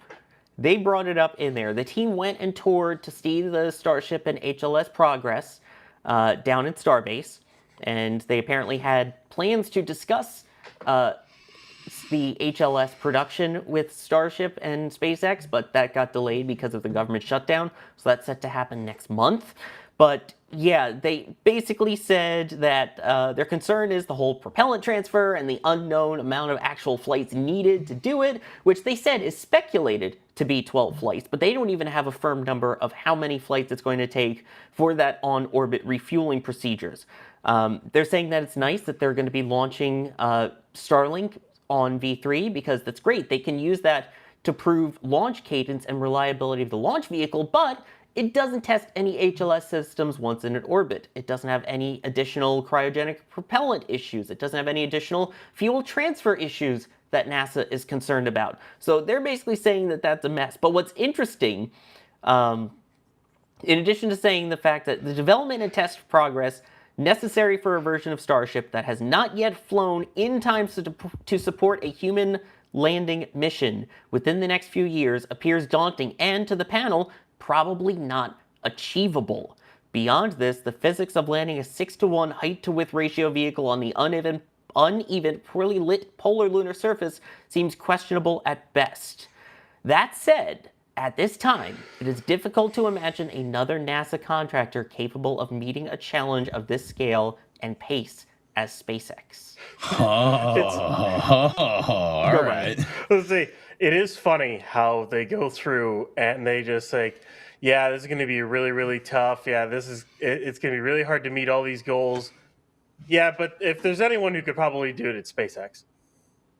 It's like, I mean, yeah, but they're all their points are valid with all the fueling issues and everything. They haven't touched a single bit of it. Heck, they haven't even made it to orbit. Right. Like, they haven't made it to orbit yet. So they're saying that in the next few years appears daunting and to the panel probably not achievable. And again, that was assuming that was going to be Artemis III landing on the moon in 2028. Keep in mind, we have Artemis IV, that's now going to be the lunar landing mission, but when are they planning on landing that? 2028. And they want to do the on-orbit testing. Again, we'll get full in-depth in this after haste with 2027 using one of the landers. So how are they going to be able to do that if they still haven't tested all of this? They still haven't tried all of this. And it's probably not achievable according to the ASAP panel in this timeline. Yeah, I should probably change it. Definitely a lot to go through all of it, and it also has to relate to the other Artemis news that we got. Literally, all of it ties together, and we can we'll basically tie it all together here because I mean it's basically all the same topic and it has to do with the same things and where Starship is at right now, and same thing where Artemis is at. But that, of course, that's gonna take a bit to go through every single point for the whole thing. But suffice it to say, there's a lot of issues they have to solve, and there's not a lot of time to solve them. I mean, that's an understatement to say the least. And it's not just SpaceX that has to solve them; it's also Blue Origin. Blue Origin's got to solve that with New Glenn and Blue Moon Mark II. Like, that is definitely now in the thing, especially with the new layout, which we'll get into. Yeah. I'm being reminded by Alex in the back channel. Hourly launches in 3 years. Oh, yeah. Yeah. Well, also, cool. 3 years. That's 2029. Artemis 3 is 27 now. Artemis 4 is 28 now. Artemis 5 is 28. You need vehicles for all three of those. Just saying. I don't know. It's almost like do you think on this one? Oh, okay. I mean, a lot can happen in 3 years, Sawyer. I mean, we are coming up on we're a couple of months away from the 3-year anniversary of Starship Flight 1. And it's a bit of a shame to say, like, hey, if you had asked anyone who was watching Flight 1, hey, do you think Starship would have made it to orbit by now? They'd all say yeah, and they've probably caught the ship too. Granted, they probably could have tried that last year, but version 2 got off to a very rough start in its lifespan and delayed the program by a pretty good bit on a number of fronts, both with Flight 7, 8, 9, and their shortcomings with ship and flight, and then also with Ship 36 doing or throwing a big temper tantrum over at Massey's and just completely blowing up itself. So a lot can happen in 3 years, and I think there is a lot to say there with that closing statement. With if there was any of their contracted commercial partners to pull off this aggressive timeline, it is SpaceX, and we have seen how fast they move with Falcon and how fast they want to move with Starship in the future. 3 years is a long time in terms of SpaceX time and Elon time as well. So I don't know. I don't think we're going to get our hourly launches, although I don't think it'd be too far off to say like we might get a weekly cadence, to be honest. But I think the real question here is for the Artemis program. Yeah. Of being able to have the human launch services vehicle that will eventually take humans to the surface of the moon ready within the next 1 to 2 years. That's the real thing here. You need... Go ahead. Oh, sorry. Go ahead. No, you take it. Okay. You need HLS ready by what? Is it summer of 2027, right? That's what we're looking at here. Okay. Well, there's only one site that can do that. That's Starbase. Starbase is the only site that can do that. Anyone who thinks Roberts Road could do that, no, Roberts Road won't be able to make a full Starship on its own until probably 2029, 2030. And that's not even a joke. They haven't even started the Star Factory yet. And I'll just say this, they're not even done fitting out the Star Factory in Starbase. So good luck with that. That's ramping up cadence. Have fun with that. Starbase is where all your starships and boosters are going to come from for at least probably the rest of this decade. Very easily the rest of this decade. So HLS has to come from there. It's got to get tested there. You launch it from there, I guess is the thing, or unless NASA wants you to launch it from 39A, which that pad should be up and running by the end of this year. Hopefully within the next 6 months, you should be able to do some vehicle testing on it. Maybe a launch, hopefully by the end of this year. Question is can they get HLS built, done, ecosystems sorted, everything good to go within the next, 16 months to meet summer? Yeah. Can they do that? I don't know how far along they are with HLS. That's the thing. I don't know. And maybe. That. The lucky thing is that, and we'll talk about this, Artemis III is now LEO. So you don't need tankers and depots. You don't. Get it up to LEO and you test it there. You don't have to get any farther. However, a year later, you then have to get it to the moon. So then you do need tankers and depots and docking and refueling. You have to test all of that. And can they mind do that? you as well, they can't reuse that HLS demo prototype because it doesn't have a heat shield, and they can't bring it back. So there's a lot to consider there, and they can't reuse hardware like SpaceX likes to, again, because the actual HLS ship will not have a heat shield, and if they want the Artemis III demo vehicle to be anything like a representation of that flying on Artemis IV, it's also not going to have a heat shield, and they cannot bring it back. They could maybe keep it in orbit. Like, there is a reality somewhere, or there is a remote possibility that they could explore keeping it in orbit and maybe finding a way to prolong its lifespan enough to keep it going and use it just stationed out in orbit. But again, they can't bring it home one way or the other. So they're either going to have to build and fly a brand new one, which invokes a whole lot of risk in it having to come to Florida first by barge. So or finding a way to prolong the one that's already in orbit its lifespan. So lots to find out. Yeah. I definitely have a whole lot of thoughts on this and to expand on it more, but we do have Rocket Lab coming up here with HASTE. So yes, we can go cover that real quick. Sawyer?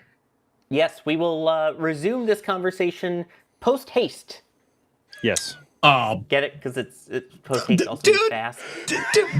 Why you gotta always do that? Because I still want to hear EJ's comments on all of this.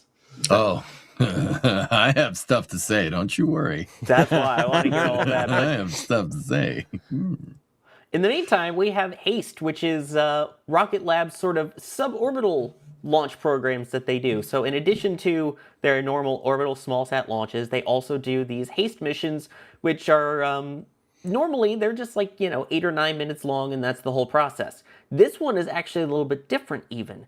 This one, the actual Rocket Lab Electron side of things, is only about 4 minutes worth of flight time. After that, the actual payload itself is going to be the main test, right, EJ?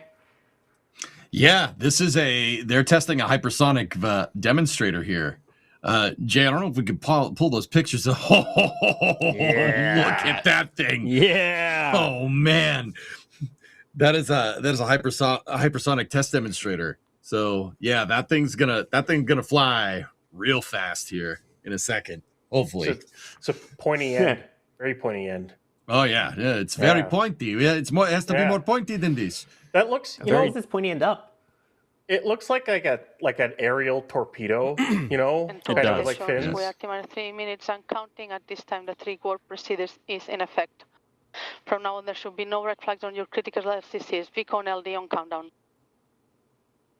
LD VCON. All right. The only red should be the lights out at Wallops Flight Facility. Hold. And there's the hole. Oh, come on! There should be no reds. There should be no reds, or else you call hold. And what do we hear? Right away. Hold on the countdown clock. God we are bless it. paused at T-minus 2 minutes 56 seconds to liftoff. So let's wait to hear for an update from Mission Control. Confirmed. That's about what we got to on the last attempt earlier, which was due to weather. On countdown. You jinxed it. GC confirm the stage 1 and stage 2 umbilical status are engaged. Confirm engaged. Blame Max. Copy and please proceed with the secure LV on path and enable ECS. Understood work. Thank you. Avionics LD on countdown. LD avionics. Avionics proceed with avionics terminal board check sequence 73. Copy and work. Stage LD on countdown. LD stage. Stage proceed with stage terminal board check sequence 74. Copy and back.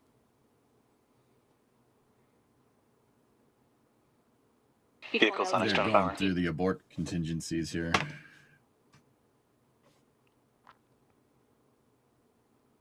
So I'm guessing that's it for their attempt today. Is it, or do they still have some time left in their window? I mean, they've already been holding for 2 hours. How long is their window? I haven't honestly looked. I feel The window we closes had a at website for that next space flight. window closes at 7:45. So they have like an hour. They could 15 recycle again. left to play with. No. Yeah, Oh my God.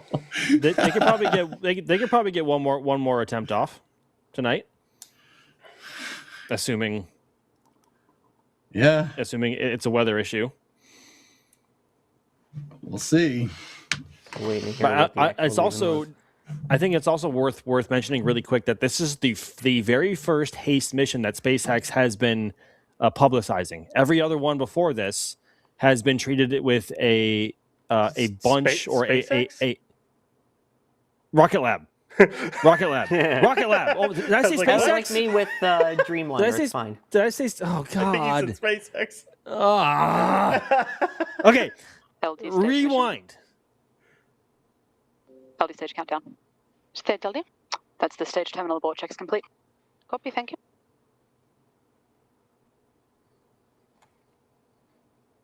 Anyway, as I was saying, Rocket Lab. This is the first time that they have actually publicized any HASTE mission. Every other one before this has been treated with a heavy hand of secrecy because of the payload on board and the data. Avionics LD. Avionics terminal abort checks complete. Copy, thank you. The data involved. So and the fact that we have even gotten any visuals of the payload at all has been a massive treat. Normally we don't get that by any means, and the only way we know that before this that a HASTE mission was about to fly was we saw it go vertical on the pad. There was no public confirmation or anything. So the fact that we are getting a live stream, the fact that they are hosting media out there at LC2 and Wallops is a real treat. We have a couple of people out there as well. I believe Micah is out there as well. I don't know if Pato is out there tonight either. But we do have a presence out there, and we are greatly looking forward to what they capture. Because I know HASTE trajectories can be quite the sight to see from previous streak shots that we have seen on prior flights. It looks like Jay has some photos queued up, ready to show in the meantime from Micah himself. Oh yeah, and the mission tonight. The mission tonight is called "That's Not a Knife," which we haven't, I don't think, talked about yet. So yeah, that is a photo from Micah's viewing perspective. I believe 2.5 miles away, which is normally a really close distance to be observing a rocket launch, but Electron's a very tiny boy. So that's about as good as views can get. Looking all frosty, they're holding its belly full of LOX and RP1 on both stages. So, yes, looking well. I was about to say looking good, but it's looking questionable right now. I think mostly due to liftoff winds. But we will wait to hear further word from Rocket Lab on how they progress through the night. Yep, we'll keep an eye on that. I think if someone will keep listening in on that, I think we can go back to Artemis if we're on hold at this point. Because I really want to hear EJ's response to all of this with what they're saying about the landers and everything. EJ? So okay, so do you want to get into it? Do you want to get into it now, or do you want to wait a little bit longer? Oh, no. I want to hear EJ's response to all the comments that we talked about with ASAP and Artemis. Got it. Okay. Okay, this is gonna be okay. I'll tell you what I would say had we not known the information from the press conference this morning. That we're getting to it, guys. Like, I would say that this calls for somewhat of a refactoring of mission architecture. I agree. I think Artemis III is going to test a new heat shield design for the first time with people on board and a lunar landing with a rendezvous operation in rectilinear halo orbit. That's a lot for a first time, man. I mean, look at all the problems we're having with Artemis II. I kind of agree with him on that. And I don't think I would have gone so far as to like not make it a lunar landing or something, but man, that is a complicated mission. I mean, I've said it once, Sawyer, I'll say it again. Like, and this was kind of in criticism of like what's going on with Artemis II. Like, this is the easiest Artemis mission. This is the easiest one.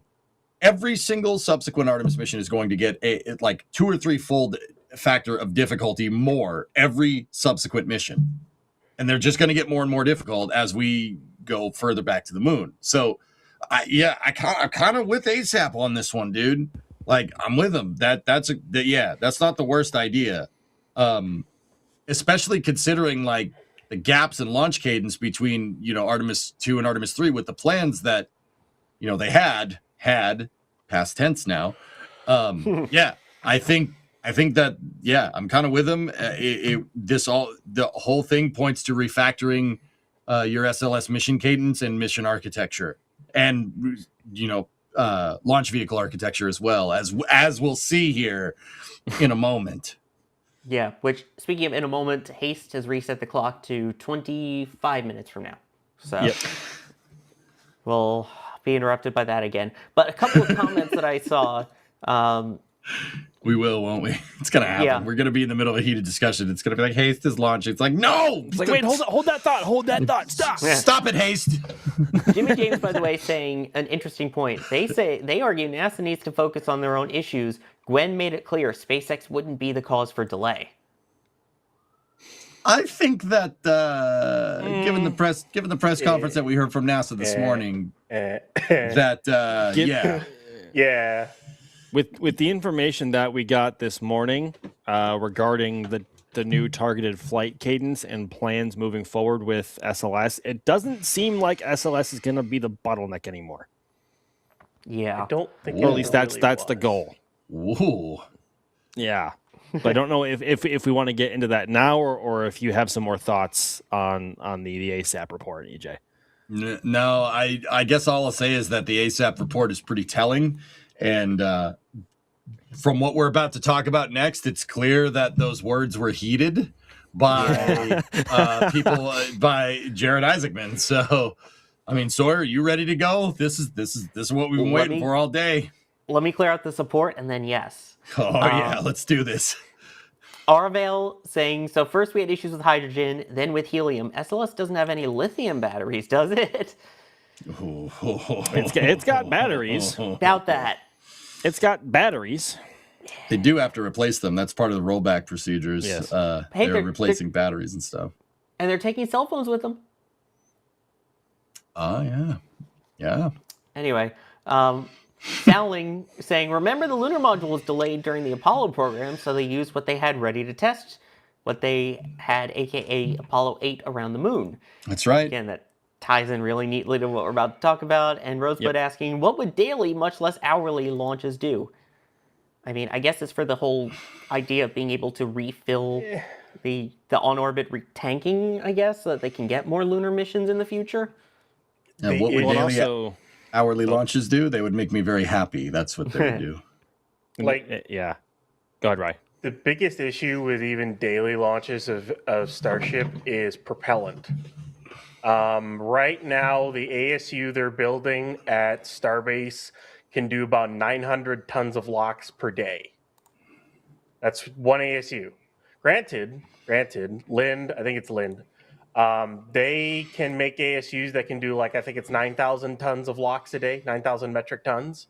Yeah, baby. Those are massive ASUs requiring a massive amount of power.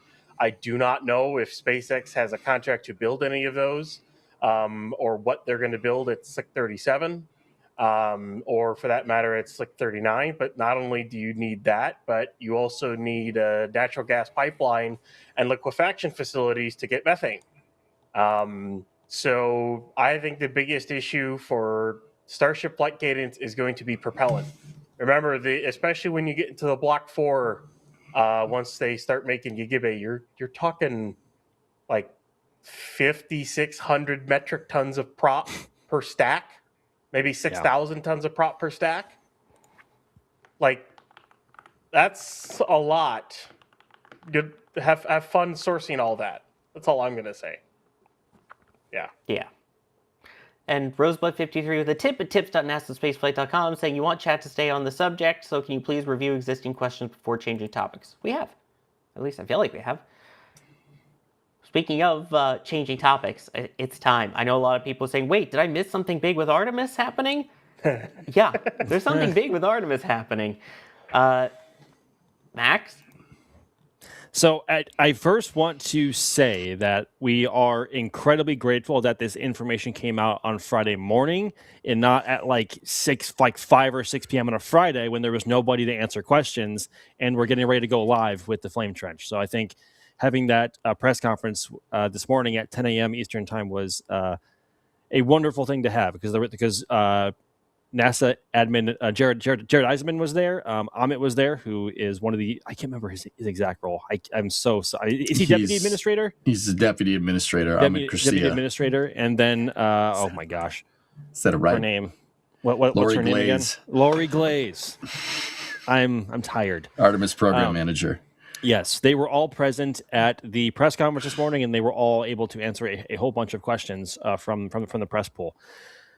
But the reason why people had questions is because Artemis III is no longer going to the moon. It has been reprofiled as a low Earth orbit mission to help demonstrate the HLS lander or landers from the contracted companies right now, which are SpaceX and Blue Origin. They didn't specify whether it was one or the other or both. It sounds like they are open to testing both. But the idea behind this change was to make it was to reduce the risk in the lander technology demonstration. Doing it in low Earth orbit poses a lot less risk to those on board, especially the crew of Orion for Artemis III, because they are a lot closer to home should something happen, and they can just come on home rather than waiting 2 to 3 days to leave lunar orbit and come back and cross 250,000 miles of space before re-entering and splashing down. Yeah, big change. And Jared wanted to emphasize that the current flight cadence and the current formula they have to fly being once every 3 years, and the skills and people that they have with each program in between that atrophying is not a recipe for success. And I think that is something that all of us here at NSF and many, many, many others in the public have been crying to the heavens about for years. That seems like such an obvious problem. And it's refreshing to see the head of NASA himself admitting to the problem and actively taking steps forward to solving it. And they are going to solve this problem beyond Artemis III as well by standardizing the hardware used on the Space Launch System. And the way the press or the way the language was structured makes it seem like the Block 1B variant of SLS is dead, including the Exploration Upper Stage, or the EUS. However, they refused to comment on the Block 1B itself and the EU and the EUS in the press conference, which was rather interesting. They also did not want to comment on the contracted commercial partners and their paths forward, which was unique. But I think the biggest talking point so far was that Artemis III is no longer going to the moon. One of the other big takeaways here is that because of what they want to do with SLS in the long term, it looks like SLS is here to stay.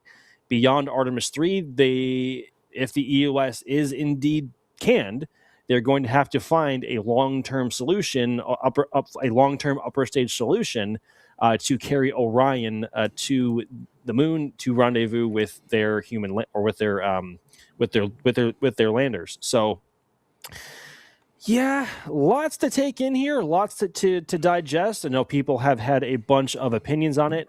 I think there seems to be a widespread element of not shock, but I think just it's kind of shocking. I guess it is. I guess it is kind of shocking to have a change this dramatic happen so late into the program that's already a couple of years behind, at least. But it is also refreshing to see, or to have the actual the actual head of NASA himself claim and own these problems and actively chasing solutions forward to make sure that they are solved and for a long-term solution for our continued presence on the lunar surface. So, yeah, again, lots to take in. And a bunch of NASA's commercial partners have been posting today on social media following the announcement that they are all on board and or all in on supporting NASA's goal here in moving the timelines for Artemis III, Artemis IV, and Artemis V left a little bit. Speaking of Artemis III and speaking of Artemis IV and Artemis V, the targeted launch date now for Artemis III is, so it was in 2027, then it was in 2028, and it's now been moved back into 2027, given the mission parameters at play here being going to low Earth orbit and not going to the moon. So it is now currently targeted in 2027 aboard the Space Launch System as it is now, and it will be the last time SLS will fly in that configuration, which seems like, I don't want to say it seems like a waste just to launch a big rocket like SLS and just having it go to low Earth orbit, but that is the hardware that NASA has to work with right now. And that also means that NASA has stated that they have up to 2 landing opportunities targeted in 2028, being Artemis IV and Artemis V, if all goes well. So with that, I want to open the floor up to EJ, Sawyer, and also Ryan here on their takes on the newly found information from this morning, because this was a massive shift here. Actually, before then, I want to hear some comments here from Jared himself in the conference this morning, talking about maintaining the block one configuration of SLS, and then we can open up the floor to everybody here.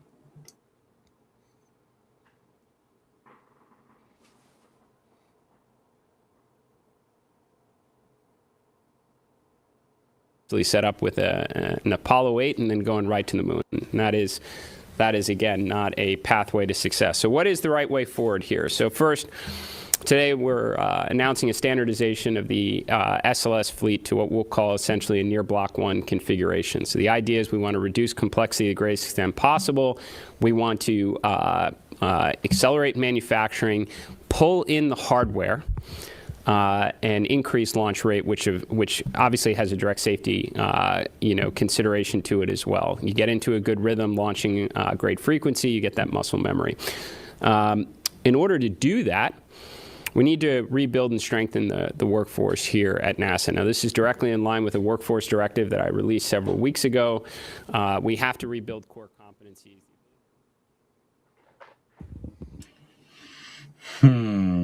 Guys, I have thoughts. The floor is yours, EJ. What are your thoughts? So, I mean, Max, you said that the EUS could potentially be dead. I've seen a bunch of people post about that, on social media today, throughout the day, based off of this conversation. But, okay, I got a couple of questions. All right. My big thing, and I had some time to sit here and think about this. Like, when I watched that press conference this morning, I was like, oh, wow, they're going to get rid of the EUS, and that'll open it up for another upper stage to go on SLS. And, we'll have this great upper stage. And then I got to thinking, like, look, the whole purpose of this is to up the flight cadence for SLS. Now, Jared Isaacman was very, very, I mean, they didn't answer a lot of questions, obviously. Phil Slauson was in the press conference. He asked him, is the EUS dead? And he just basically was like, didn't say nothing. He dodged it like dodging a wrench, So you could dodge a wrench, you could dodge a press question. So Jared Isaac was very careful with his words, and so was Amit Garcia there. They definitely were. But they said a couple of things that kind of tipped me off. I went back and watched this thing, and once again, if I'd seen it, after I saw it the first time, I'm like, wow, this is crazy. They're gonna put like a new Glenn upper stage on top of that. It's gonna be awesome, et cetera, et cetera. But now I'm not so sure. What I think this means, he called for a revised Block 1 baseline architecture. Now, they did release a couple of renders here and there, and one of the renders seems to have it looks like a Centaur 5 on top of an SLS Block 1 instead of an ICPS. I mean, that's what it looks like. Whether that's what it is or not, or if the render is even accurate, who knows? But, something interesting that I'm getting at here, like he called it a revised Block 1 to increase flight rate. A lot of people say, everybody's been saying, like, oh, that's going to cancel the EUS. That's going to cancel the EUS. I don't think so. The EUS is going, it's on track to be built sometime and fly sometime in 2028, maybe 2029. But honestly, I think this revised SLS baseline architecture using some kind of Centaur 5 to increase flight cadence for the time being is there to take schedule pressure off the EUS for other components. Yeah, there's the render that I'm talking about. It's specifically like right there on the left side of the lower frame. You can see 3 rockets flying in formation. One of them is New Glenn with, Blue Moon Mark II, Glenn Stage 2 with Blue Moon Mark II. The other one seems to be an Orion with Centaur, and then the other one is a Starship HLS. I'm not entirely sure that this is going to be the end for the EUS. I really don't think it is. I think it's taking schedule pressure off the EUS. What this is doing is, if anything, is calling for a more reliable flight schedule for SLS in the future. Because the ASAP panel said it, that's why I was interested to hear it, because the ASAP panel said that this is introducing too many things all at once. And perhaps that's what Jared Isaacman is getting at. By switching SLS to a Block 1 baseline architecture, increasing the flight cadence, and getting people back to the moon by 2028 or 2027, 2028 basically, right? You are taking schedule pressure off of the EUS, and then you can work the EUS into your architecture, which was going to happen in the late 2020s anyway, right? This is increasing SLS architecture. This is increasing the flight cadence. So when the EUS does roll around, right, it's not necessarily in the mainline path towards getting people back to the moon, but in the future, you can use it to help build out, maybe Gateway or something. They did not talk about Gateway. Like, that wasn't even mentioned. No. So it's the EUS. The box. I have thoughts, EJ. I have thoughts. To be very clear, a lot of people, the box meme here. Let me just get through this here. The box meme, right?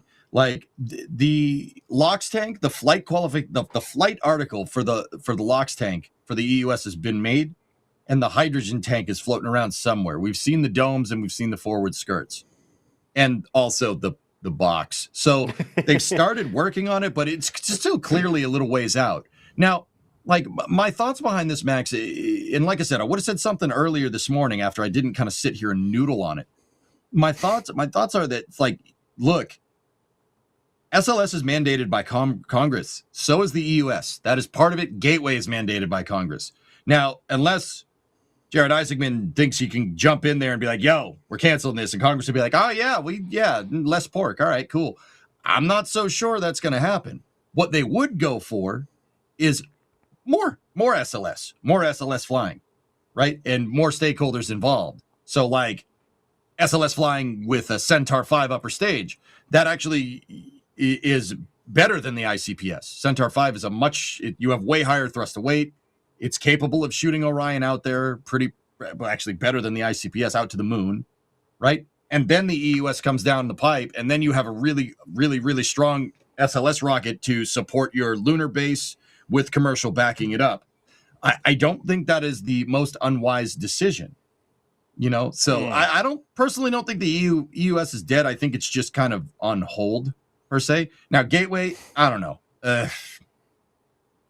It's also not in the graphic here at all. Yeah, but that's what I mean. This is very, very clearly showing that revised Block 1 flight configuration, and Block 1 isn't going to be able to move Gateway at all. It's going to be able to move any Gateway components. I mean, SLS isn't moving Gateway, period, because Falcon Heavy is, right? So, yeah, who knows? But I don't think that the EUS is completely done. I think it might be just on the back burner. That's just a guess, though. I mean, I could be wrong. And Max, what do you think? I would disagree in that I genuinely believe the exploration upper stage is dead. And I think I'm going to pick apart Jared's words here very carefully. I don't think he said revised Block 1. I think he said near Block 1 configuration. And the exploration upper stage is not near Block 1. That's just flat out Block 1B, which is designed to only fly currently on Mobile Launcher 2, which Amit also stated in the press conference that Mobile Launcher 2 can be configured for whatever needs they have. And to me, what makes the most sense is ULA built the ICPS first for Delta, which was then modified to be the interim cryogenic propulsion stage for Artemis 1, 2, and 3. To me, a near Block 1 configuration would make the most sense if you stick with an upper stage like either Glenn Stage 2. Actually, Glenn Stage 2 is probably going to be closer to in EUS. But Centaur 5 seems like the obvious choice here because, one, it's already flying. It's not under construction and might be 2 or 3 years out. It's already flying on Vulcan. Well, Vulcan isn't flying right now, but it's flown already 4 times, and it's proven to be a remarkably proven upper stage so far, on top of all of Centaur's history and its performance between Centaur 3 on Atlas and all of its predecessors. But if you maintain... Centaur 5 is not that much bigger than the ICPS. It's a bit wider, and it also has 2 RL10s compared to the singular RL10 on the ICPS as we see it here now. This is one of the key goals of Artemis II so far is a near rendezvous with the ICPS to test the radar guidance and docking systems on the Orion spacecraft. But to save time and to save money, and for a long-term near Block 1 solution for SLS, Centaur 5 is already being made and being flown. They would have to crew rate it for Orion, but I don't think that's the most unreasonable solution here. I think it makes the most sense here to implement. And ULA is already familiar with working with the Boeing teams, who is the primary contractor for SLS, and with Lockheed because obviously it's the one that mounts to the Orion spacecraft. So Centaur 5 makes the most sense here, both in the near term and the long term. And again, with the point of this is the wrong point on the back channel. This is the worst flame trench for the launch of HASTE, which is just over 4 minutes away now. It makes the most long-term sense because of its production run and its performance. They would have to crew rate it, but I think ULA can do that fairly easily because they were able to crew rate Centaur 3 for Starliner, but that's a whole other can of worms that we do not have to go in here tonight for. But also, again, the diagram or the render looks like an upper stage, awfully similar in looks to a Centaur 5 attached to Orion. I think that may say enough. Maybe it won't. Maybe I'm misreading a whole bunch here. But to me, a Centaur 5 makes the most sense. I mean, and that's one of the questions that we got as a super chat earlier that I said I'd save for later, was what do you think we're seeing after SLS Delta? Is it SLS EUS, SLS Centaur, SLS New Glenn Stage 2? And it's a really good question. I mean, I feel like I agree with EJ that eventually we will get the exploration upper stage, but I'm really interested to see what they do in the interim. I think we're still going to get it. Yeah, I mean, they made progress on it. They have a design that's proven. It gives them time to kind of strengthen it and, get it set in stone and get their production cadence up. Because that's the big thing. And that's another question that I want to hit from someone who's asking about, core stage production as well. If they can get the cadence up on getting those EUS ready, assembled, and out, I think it could be a strong upper stage. So I could see them doing an interim, again, a sort of 1B versus Block 2, even though they're not really calling them those anymore. Another interim in place of the EUS, like seeing a Centaur 5 would be freaking awesome on Orion. I'm just saying. But I think we will get that EUS at some point. But I think the fact that EUS could have a future here goes completely against the standardized system going forward that they want to have going forward with SLS, because a Centaur 5 going forward for as long as we can see in the future for a near Block 1 configuration for SLS, that seems to contradict itself. And I think at that point, once you have the EUS integrated, like what's the point if the Centaur 5 can do the same amount of work? So, is it launch time? It's launch time, baby. It's almost launch time. I want to keep talking about this. I know. We said this is going to happen. Yep. We said this is going to happen.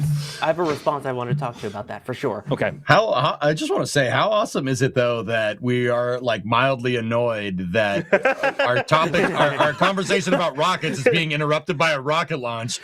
I'm here for it, man. That's pretty good, my God. right? Some rockets suck. Oh, hey, look, another rocket. Look at that. How about that? Yeah. One that launches on a regular cadence. What do you know? Jeez, man. How many electrons could you fit inside a core stage of SLS? I wonder. Yes. Yes. Yes. Did we both say the same thing at the same time? Like all three of us did. Stage 1, thanks, the press. I knew I loved this team. I think Tom should also be live here. 45 seconds away already. Holy cow.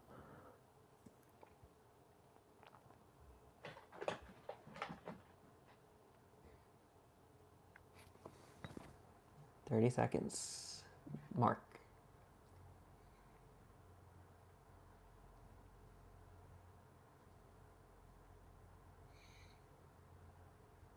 T-minus 20 seconds and counting. Stage 2, tanks are pressed. Stage activated. 10, 9, 8, 7, 6, 5, 4, 3, 2, 1. Ignition. Liftoff. Vehicle is split past. Yeah, baby.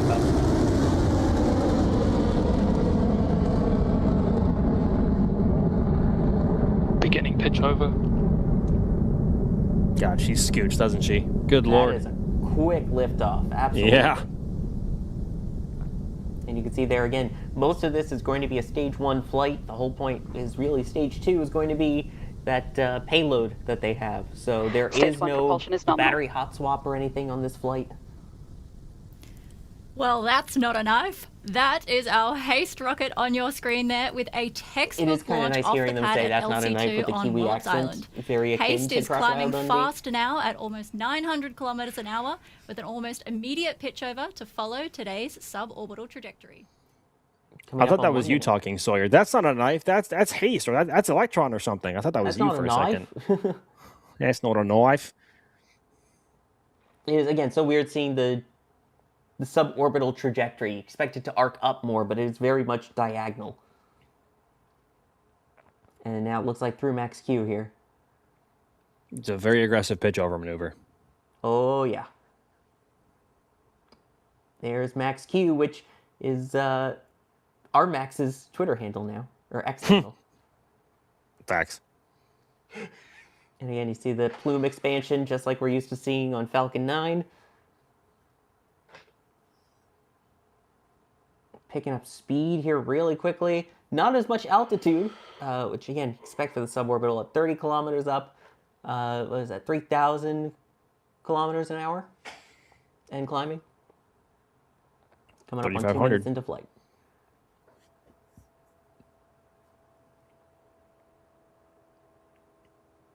Oh, look at that turn. You could see the turn. Oh!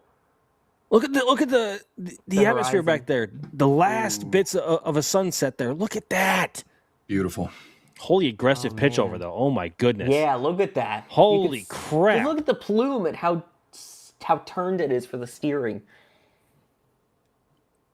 What a privilege for Rocket Lab to actually be live streaming this. We've never seen this before from them ever. And it's still turning. Good gracious.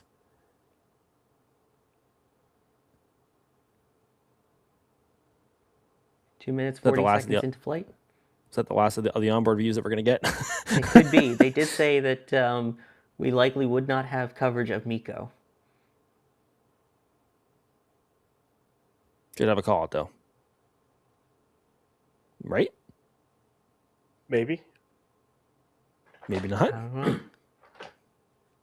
3 minutes. Maybe it's Miko. I have a distinct feeling that we won't see the rocket again. Yeah. I agree. I'm amazed we saw as much as we did, though. Past expected Miko per commentator, but no confirmation. Interesting. Yeah, interesting. Well, I think it's safe to say this rocket's not making it to orbit.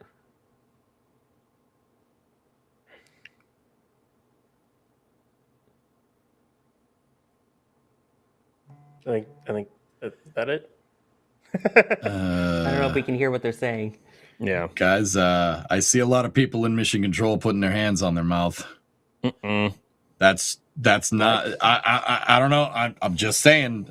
Like, I'm not saying nothing happened, but I see. Yeah, there's woman in the second row, dead center. It is worth noting, Alex pointed out in the back channel, they would not confirm Miko's stage separation and fairing separation. They would only call out the expected time, but without confirmation. Oh, all right. Yeah, you guys, like, I mean, I'm not trying to suggest anything went wrong. It's just whenever you see people put their hands on their head in mission control, that usually means something's wrong. That's like an instant tell. I'm trying to rewind. Coming back to camera. Jay's saying they're coming back to cameras. Oh, our cameras. Yeah, our cameras. I got excited there for a second. Like, wait, what? More onboard cameras? No, never mind. No, never mind. Yeah, us. Us again. We were talking about something. I forget. There wasn't any big news or anything to talk about. So, what is it? Yeah. Yes. Yeah. We were in the middle of a topic about the exploration upper stage. Yeah. First. That's one of the grounds to cover. I had a great response, here. but now I totally forgot what it was. I'll say, and me and EJ talked about this like right after the press conference too. At least I was happy to hear that if the EUS was axed, because I don't want to see the EUS built, but that's just me. Why? You can make a better stage. I'm sorry. It is. You can make a better stage. GS2 is just better. Centaur 5, even though it uses the RL10, it's still a better stage. It's got a better thrust to weight ratio and everything. The fun fact I always love to bring up with the RL10 is that the engine on a 737-800, the CFM 56-7 Bravo, has a higher thrust rating than the RL10C. And it's got a better specific impulse because it's a jet engine. It isn't a rocket engine, but still, it's kind of funny. That's what you're saying. You're talking about in atmosphere versus out of atmosphere, though. I said I know it's still funny to bring up, though. To me, that a jet engine has more thrust than that. It's still funny. Yeah, so that's like people saying, "Oh, did you know Starship has flown 12 times compared to Artemis, which flew once?" Not comparable. Yeah, and it blew up a few times too. Say the least. That's what I mean. Yeah, so the engines, but that's. I mean, 737s have also had their fair share of woes, especially the Max. But that's not conversation for here. Yeah, almost like there was an entire engine cover that blew off of, I believe it was a Southwest 737 a couple of years ago. Yeah, because fan blade separated at the root, but yeah. Which, by the way, in case you're wondering, we have an entire video about the whole idea of only flying once versus having things blow up, and the whole iterative testing campaign, and which is, I don't want to say better, but comparing the two so that you can make your own informed decision. That is right here on the NSF YouTube channel. It's just put out a couple days ago, so if you haven't watched it, you should totally go check it out right after we finish up here on the Flame Trench, because it is a really good video. But, and so what I would, basically, you can make a better stage. You can make something better. Like, also, the other thing is bring back the Earth departure stage, but instead of J2X's, because good luck with Rocketdyne starting that thing up again, put BE3Us on it. So just put a GS2 on there, and boom, done. That's what I would do. Your launch stage vehicle adapter is going to be a little wonky because it's a much bigger stage, but it's not like you can't figure that one out. I mean, it's a lot closer in diameter than the Centaur 5 is. That's for sure. The Centaur 5 is more comparable to the ICPS a little bit. Yeah, it's a little bit wider because obviously it fits Vulcan, and Vulcan is a lot fatter than even the Delta IV cores. But I still am of the belief that Centaur 5 is the most logical choice here. But I could be completely wrong there, and they might go with a GS2 derived variant, maybe with 4 BE3Us or 2. I don't know. But either way, I genuinely believe the EUS is dead in the water. I don't think it makes sense to use it anymore, like at all. So here's a question from Nicholas then, who's saying, what's going to happen to all the work that Boeing did on the EUS? Also, what is the relative size of the new ICPS compared to other upper stages? Well, go ahead. Okay, I was going to say, and I know me and EJ talked about this regarding the EUS and all the work they've done. Well, one thing I'd say for Boeing, if you're NASA, and of course you have to do this through Congress as well because it's law and contracts and all that fun jazz, but basically you go to Boeing and go, okay, nix the EUS, and we're going to do this new upper stage, but what if we pay you for this many core stages? The money you spent on EUS, I guess it's kind of, at that point, it's sunk cost. That's kind of where it's at. But you take the workforce you have, you put it into the core stage, because if you really want to do the flight rate that they've got, the current core stage production is not going to cut it, Haas. That is not even remotely going to cut it. You got to go a lot faster with that core stage production in order to meet these new launch goals. I don't know if Boeing has the capability to do that. They would need the workforce to do it, and where you can pull that workforce from, I don't know. Oh, pull it from the EUS. There. Pull it from there. Strange. Maybe that'll help you get the SLS core stage production up, and then you go find your other second stage somewhere, and you get Congress on board with it. I think Congress would be on board if NASA went to Boeing and went, rather than an EUS, we'll buy like another 20 core stages. We'll go all the way to like Artemis 30, and we'll have another second stage, but you're going to increase your core stage production. So we're launching 1, maybe 2 SLSs a year, or maybe it even gets higher than that. And maybe you give them an option. Okay, we're going to buy this many core stages, and we'll have an option in the contract to buy this many more, depending on where we're at with the whole program. I don't know. Maybe you could do that. I think ESA would go well for having that many more service modules to go under Orions. I don't think a Lockheed would have a problem with supplying more Orions. It's more money for them. It's more money in their districts for the SLS. The only thing it takes away is EUS if you do it that way. That's all it takes away. So I think that I bet that would fly in Congress. I kind of think it would. But we'd have to wait and see. I would agree with that. What? But wouldn't fly in space. And also, that's also a really good point to bring up in cadence as well, Ryan, because in the press conference, Jared very carefully explained that the 3+ year cadence in between flights is not acceptable, and that they were targeting a 10-month turnaround between Artemis II and Artemis III. And also going forward, the core stage of SLS is mostly going to be assembled here at the Kennedy Space Center, and that components are going to be shipped here and then assembled in a jig over in High Bay 2, which is where the core stage for Artemis II was getting its checkouts performed at. So that would help not having to use the big Pegasus barge shipping it all the way here from not Stennis, Michoud. Thank you, Sawyer. So I think that would save a lot of time, and also bringing that workforce here directly to Florida, directly to the launch site, would save a ton of time, and maybe some cost in there as well. But I'm not sure on that front. I could be wrong on that front. But keeping it all localized in one area would help a lot, especially if you want to target a sub 1 year turnaround in between flights. And to update the cadence more, I don't know if and that's the other thing, is they would have to stick with the bull boosters, and they'd probably have to redo some stuff with the bull boosters, because it was designed to work with EUS, not with a different upper stage. But that'd be up to Northrop Grumman to do that redesign. The other thing is okay, so maybe you get to start using the bull boosters because they have, I think it's enough casings till Artemis 8. or something along those lines. But you do that, and then you get your new second stage, and maybe you just keep that second stage throughout the whole thing, or maybe you find a way to upgrade it. I don't know, or you find a way to get a second stage that'll actually last you the lifetime of SLS. And then if your weight isn't too much, depending on which one you get, can you modify ML1, and then you use ML1 and ML2? So you use high bay 1 and 3.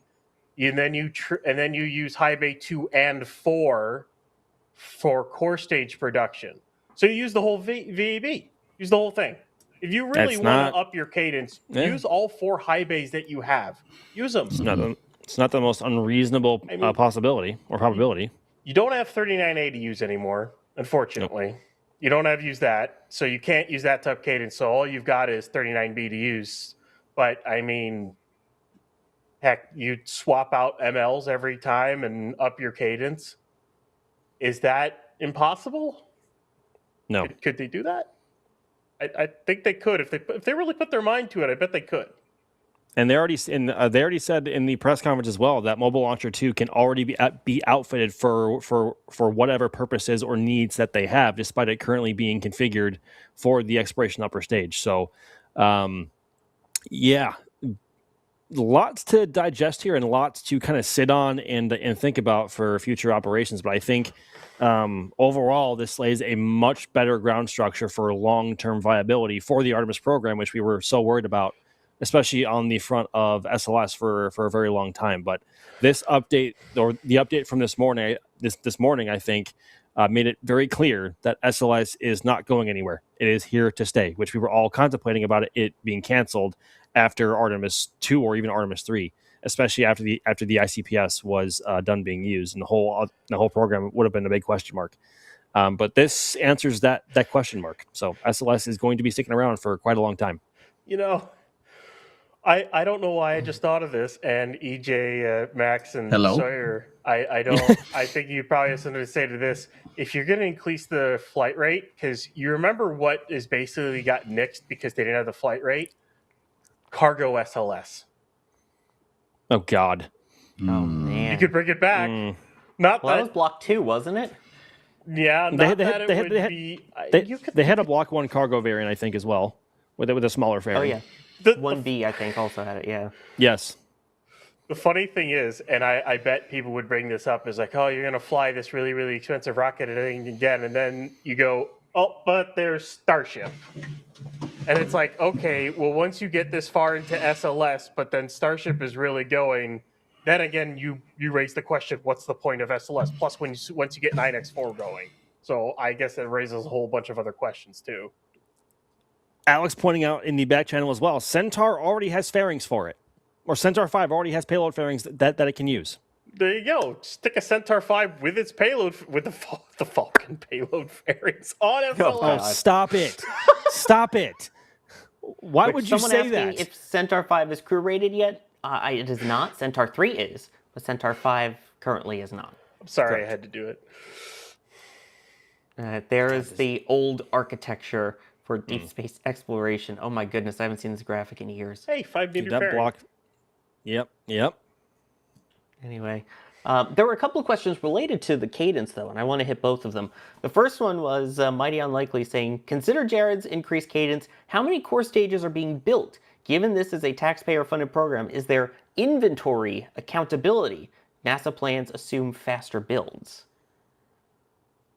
Where are we at with that? I know that's more of Philip's last question, but I remember during the tour that he took a while ago, there were some tanks already there for Artemis III and stuff being formed for Artemis IV.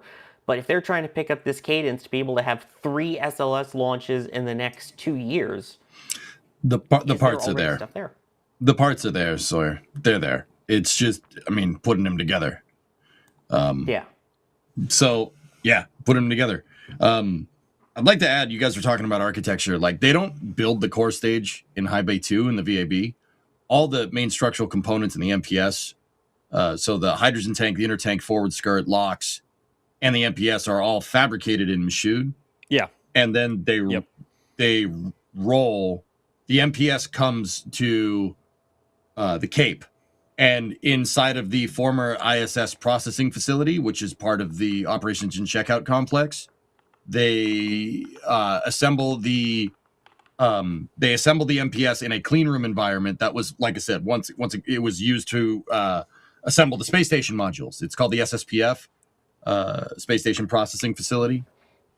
And once the MPS is, they have to make the MPS in a clean room environment because it's basically a spaceship. It's basically an aft shuttle segment with 4 engines. Once the MPS is good, Michoud rolls the forward skirt, LOX tank, inner tank, hydrogen tank in one piece, and then they take the MPS and the rest of the stack and they put them together on a jig in High Bay 2. Sorry, just some clarification there.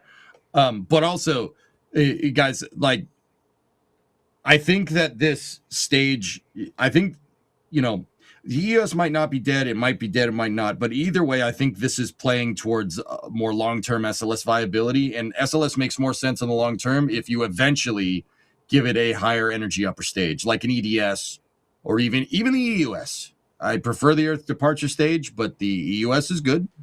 I mean, there are structural testing articles of the EUS made right now, the STAs. And I honestly think this is there to take schedule pressure off of that and baseline something to up the cadence of core stages and Bolle boosters that will eventually come into the fold. And I think that you're going to get basically a Block 2 SLS. Block 1B is out the window, and a Block 2 SLS into the 2030s. And that's the version that will fly for a long period of time. But this is a way to get the flight rate up. They did do this with the Saturn 1. The first Saturn 1 missions didn't fly with an upper stage. They flew with nothing. There was just a nose cone up there, like a dud upper stage. So they kind of worked into it, and that, it eventually developed all the way to Saturn 1B. And it's very clear that Rook wants to channel some old NASA practices, Apollo style, right? He talked about it. So, yeah, I mean, whether they put a Glenn Stage 2 up there, I mean, that would be sick. I'm not gonna lie to you, that'd be really cool. That'd be awesome. That would be. That'd be kind of cool. Yeah, that'd be great.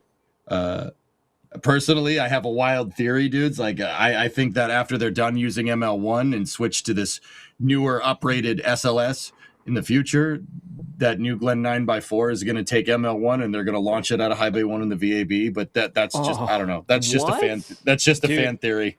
I'm so here. I'm so here for that, dude. That's such a cool theory. I know. It's out there. Be. It's out there. However Think about it. It may be. Think about it. 9x4. You ain't making a transporter erector for that. Ryan and I were talking about this. You could. There wasn't one pictured. There wasn't one pictured in Blue Origin's press release with that on the pad. It didn't have a TE for the 9x4 render. I said I didn't have one. Yeah, exactly. That's what I'm saying, man. That's what I'm saying. I'm dropping stuff. That's what I'm saying. Anyway, Ryan, go ahead. EJ, when we were talking on his stream before, renders are not reality. No. Really?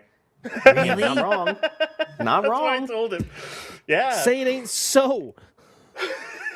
Someone did, by the way, say that you should stick the SRBs on the side of the new Glenn 9x4 and launch people on that. I'm so here for that. It's like a grown-up Vulcan. Yeah. Well, we don't want to talk about Vulcan. Well, and neither do the nozzles. They don't want to stay on that rocket either. Anyway, couple more questions here before we move on to Starship. Sonar, with the other thing that I was wondering about, can you address thoughts on whether NASA's SLS workforce is even capable of speeding up to meet Isaacson's claims? It doesn't seem possible even with additional funds / hiring. Training takes time. And they did have that recent reduction in workforce as part of the opt into retirement and things like that. I mean, they lost, what was it, about 20% of the workforce-ish? Yeah. So, does that raise concerns for anyone? All of the contractors have basically come out and said, yeah, let's do this. We're ready. Let's go. Yeah. They have. So, take them at their word, I guess? There's a difference between saying we're ready to go and actually being able to have the people to then do it without forcing people to work overtime, strenuous hours, and run the risk of having faults as you're building hardware. Well, Jared put it very bluntly that they want to revitalize the NASA workforce to do that. And I think it helps. Maybe I'm completely wrong on this, but maybe a lot of people that took that voluntary, not retirement, but layoff in that workforce reduction, we're not going to be sticking around in the long term anyway. So maybe getting some fresh faces, some fresh minds in the workforce to get what's needed done could be what the program needs. I know that there were and probably still are a lot of people who have been around since shuttle and are not used to moving at very, very fast paces, especially after Columbia. But SpaceX, you see it on screen now, their workforce knows all about going fast. Maybe they have some kind of workforce transfer or training, or maybe there is a reality where they can collaborate on something. But SpaceX knows how to work fast, and I don't think it's too far-fetched to inspire a similar sense of urgency into a fresher-faced workforce that Jared wants to, or that Jared has said that they want to revitalize into the program. So, sure, could use that for sure. I mean, hopefully it gives people a reason to want to say, I want to work for NASA again. Because lately it's, I want to work for SpaceX, I want to work for Blue Origin, all these other companies, rather than the one that basically put the American space program on the map of NASA. Exactly. So. NASA is in need of a very big win right now, especially with SLS having rolled back. Which, again, in itself, as pretty as it was and as happy as we were to see it up close, it's not great to see it rolling back at all, because the goal was to not roll back at all. But NASA is in very deep need of a big win right now. Yeah. Let me keep thanking some people here. Hang Time Central, oh my gosh, with a $20 super chat that is cursed. I shall dub the SLS with the Centaur 5 upper stage the SLS Block 1A. The A stands for Atlas. That's right, Atlas 7 is here. Block 1 is the Delta 5, and Block 1A is Atlas 7. No. What happened to Atlas 6? Yeah. There's Atlas 6. We skipped 6 in there. God. Do we not talk about 6? I don't know. I need Jay Keegan to tell me which Atlas they skipped. It was Atlas 4. They skipped Atlas 4. Well, no. Between Atlas 5 and 7 would be what number, Jay Keegan? Oh, stop it, dude. No. Stop right there, Sawyer. No, just stop. No. I've now been told that my friendship with Jay Keegan is over. Although, trying to stay on topic for a second, SLS Centaur does sound really cool. I love that. It does. Because you had Atlas Centaur, you have Vulcan Centaur. Now SLS Centaur sounds kind of cool. I thought it doesn't. Yes, it does. Yes, it does. Oh, SLS Centaur. No, it doesn't. The SLS Centaur. Yes, it does. I'm actually with Max on this one. It sounds awful. What are you talking about? My solution, I don't know how quickly SpaceX could drum this up, but they might be able to drum it up pretty quickly. They got some pretty quick GSE people, and the GSE's been pretty good lately, and whatnot. Let's do a quick upper stage with like 2 RVACs on it, and we'll stick it on top of SLS. Oh my God, that'd be so sick, dude. Yeah, that would be so sick. Wow. Let's do it. And a hot staging ring. And a hot staging ring. Oh my God. Hot staging SLS. Let's go. It hurts my brain to think of that. That would be so cool, dude. Oh my God. John, thank you for gifting a Red Team membership. Jeff, thank you for gifting a Red Team membership. Phil, also gifting a Red Team membership. Shazbird coming in saying maybe time to build LC-39C and D. I don't think there's that much of a need yet. This was what I was talking about. Jim Yoder, New Glenn 9x4 with SRBs attached to it. No. I kind of like that. No. 5 segments SRBs, right? To attach to the site. Let's go. Let's do it. Bro, you got to kill someone. What? What are you doing? Why would you want this? No, the only thing you're killing right now is the mood, because that would be so cool. That would... Wow. Okay, hang on a second. If you still want to recover the core stage on that or the first stage booster, how are you going to mount the solids with the strakes there? The opposite sides of the strakes. Yeah, but then you're blocking the logo. We've had reusable SRBs. That's true. You're blocking the logo. You can't do that. That's true. Move the dang logo. You can't do anyway. that, right? You can't do that. Hawaii Mike with the $20 super chat saying, could they use both launch pads if they are staying with Block 1? I don't know if they mean launch pads or if they mean the mobile launchers. I mean, it is essentially a launch pad, but that's my guess. I mean, ML1 is currently configured for the Block 1. And again, they said in the press conference that they can modify ML2 to fit whatever needs they want. So, yeah, it's entirely possible. Hey, there it is. And there is ML2 still after all these years and Bechtel being Bechtel. Anyway, Jim Yoder. So the Saturn 1 was like IFT7 dud upper stage. and 8 and 9. Yeah. John also asking, could they human rate a Falcon Heavy and slap a Dragon on it? Just curious.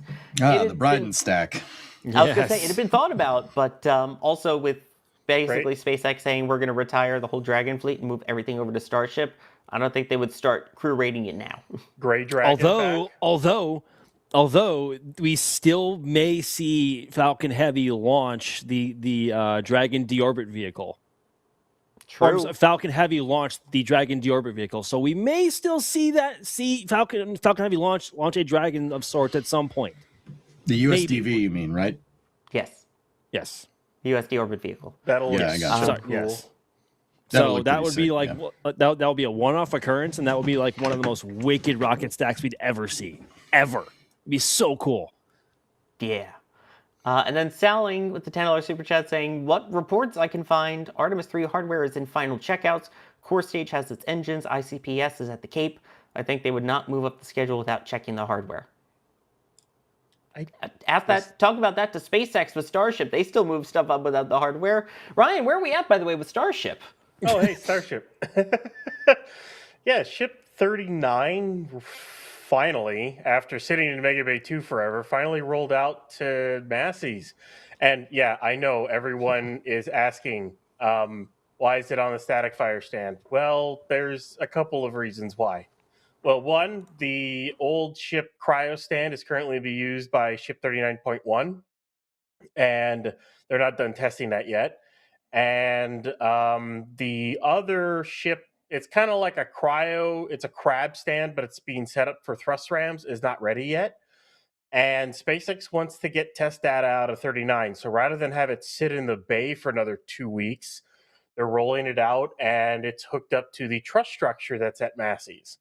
That is going to test the flaps. They're going to do a cryo test with it because they can load LN2 over there. They're going to do some chopstick squeeze testing to make sure that the payload bay doesn't collapse on itself when they go to try to catch one of these in a couple of flights, hopefully.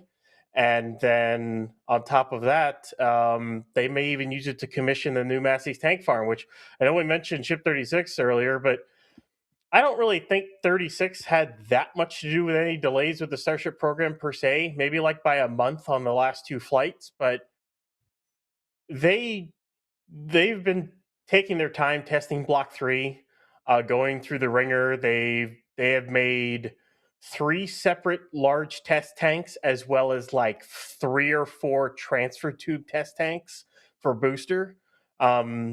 And not to mention all the Raptor 3 testing that they've done. They finally, they had a booster sneeze its guts out. And then they finally tested one that was Booster 19. Got through testing. It's getting its engines in Mega Bay 1 right now. We at least know it's got a few on board. We don't know how many exactly it's got, but we're hoping that it might roll out within like a week or 2. There's some indications over at the pad we can talk about. And yeah, so Ship 39's out for testing.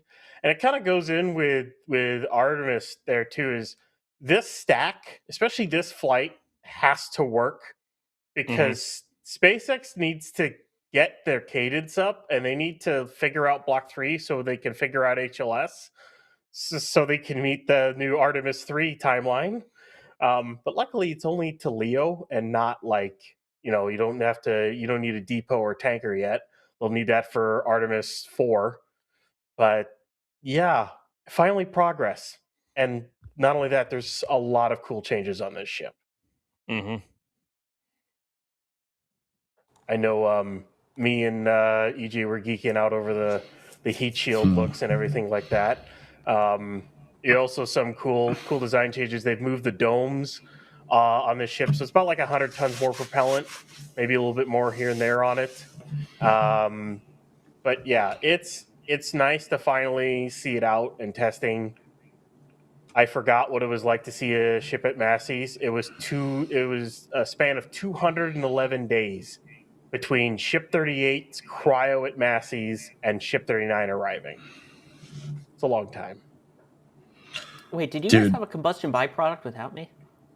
It was right after the presser this morning. Dude. We were geeking out. Yeah. Hey, I was. Yeah, look at Ship 39. I'm not calling it V3SN1. No, you're wrong. It is version 3, serial number 1. No, stop it. Stop Oh it. yeah, Stop it. Stop it. No. Yes. No, Here's the monkey wrench. I had to bring Throwing it into the machine. I had to bring it up. What do we think? Call it that. Ship 39, dude. Please, Ship 39, please. Come on. What? You don't like V3 SN1? We're back to SNs again. Exists. Finally. SN1 already existed, and it blew itself to pieces during a cryo test. SN1 already existed, and it's done. This sounds like a premium service to a crappy streaming service. Like it's V3S1 Plus Max Pro. Like no, just Ship 39, dude. We all know it's Block 3. We get it. Come on. Well, how many different name changes has SpaceX gone through in terms of their designs? I mean, if you go back to the lander that they rendered for the human landing services, that had a totally different naming structure too. Don't even get me started with SpaceX and naming. SpaceX wouldn't know how to name things if it slapped them in the face.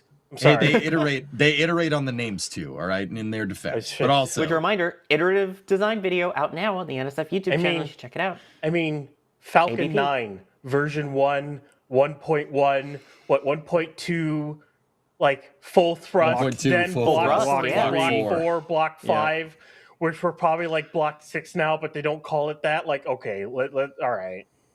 Right. They called it Block 6, then they would have to recertify it for crew. So that's what they probably call it still. SN042-A. See? Oh, come on. Which then insinuates the existence of SN42B. Can we just call it Jeff or something? No, we already have this and that. So come on. Enterprise. I'm good with that. Well, yeah, hopefully they actually start naming the ships. That would be really nice. Yeah. The big ones, I think they will. Like the HLS ships, 100%. Here's the thing with that. That implies there was already an SN42. So if you're really going to name this SN1, it's got to be SN1-A because there already was an SN1. I'm sorry. That's the rules. I don't make them, but that's the rules. It was set by But no, that was V1 SN1. Your Trekkie is showing. Yes. They also had Mark 1. They've had they've been through Mark 1. They've been through the SNs. That now they're up to ships, and now maybe back down to SN. Okay, all right. SN. All right, guys, I got a new name. How about we call it the Starship Hammerhead Eagle Eye Thrust? Sure. Nailed it. Or we could just call it Jeff.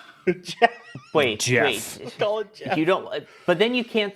I guess that would be I shouldn't finish that anyway.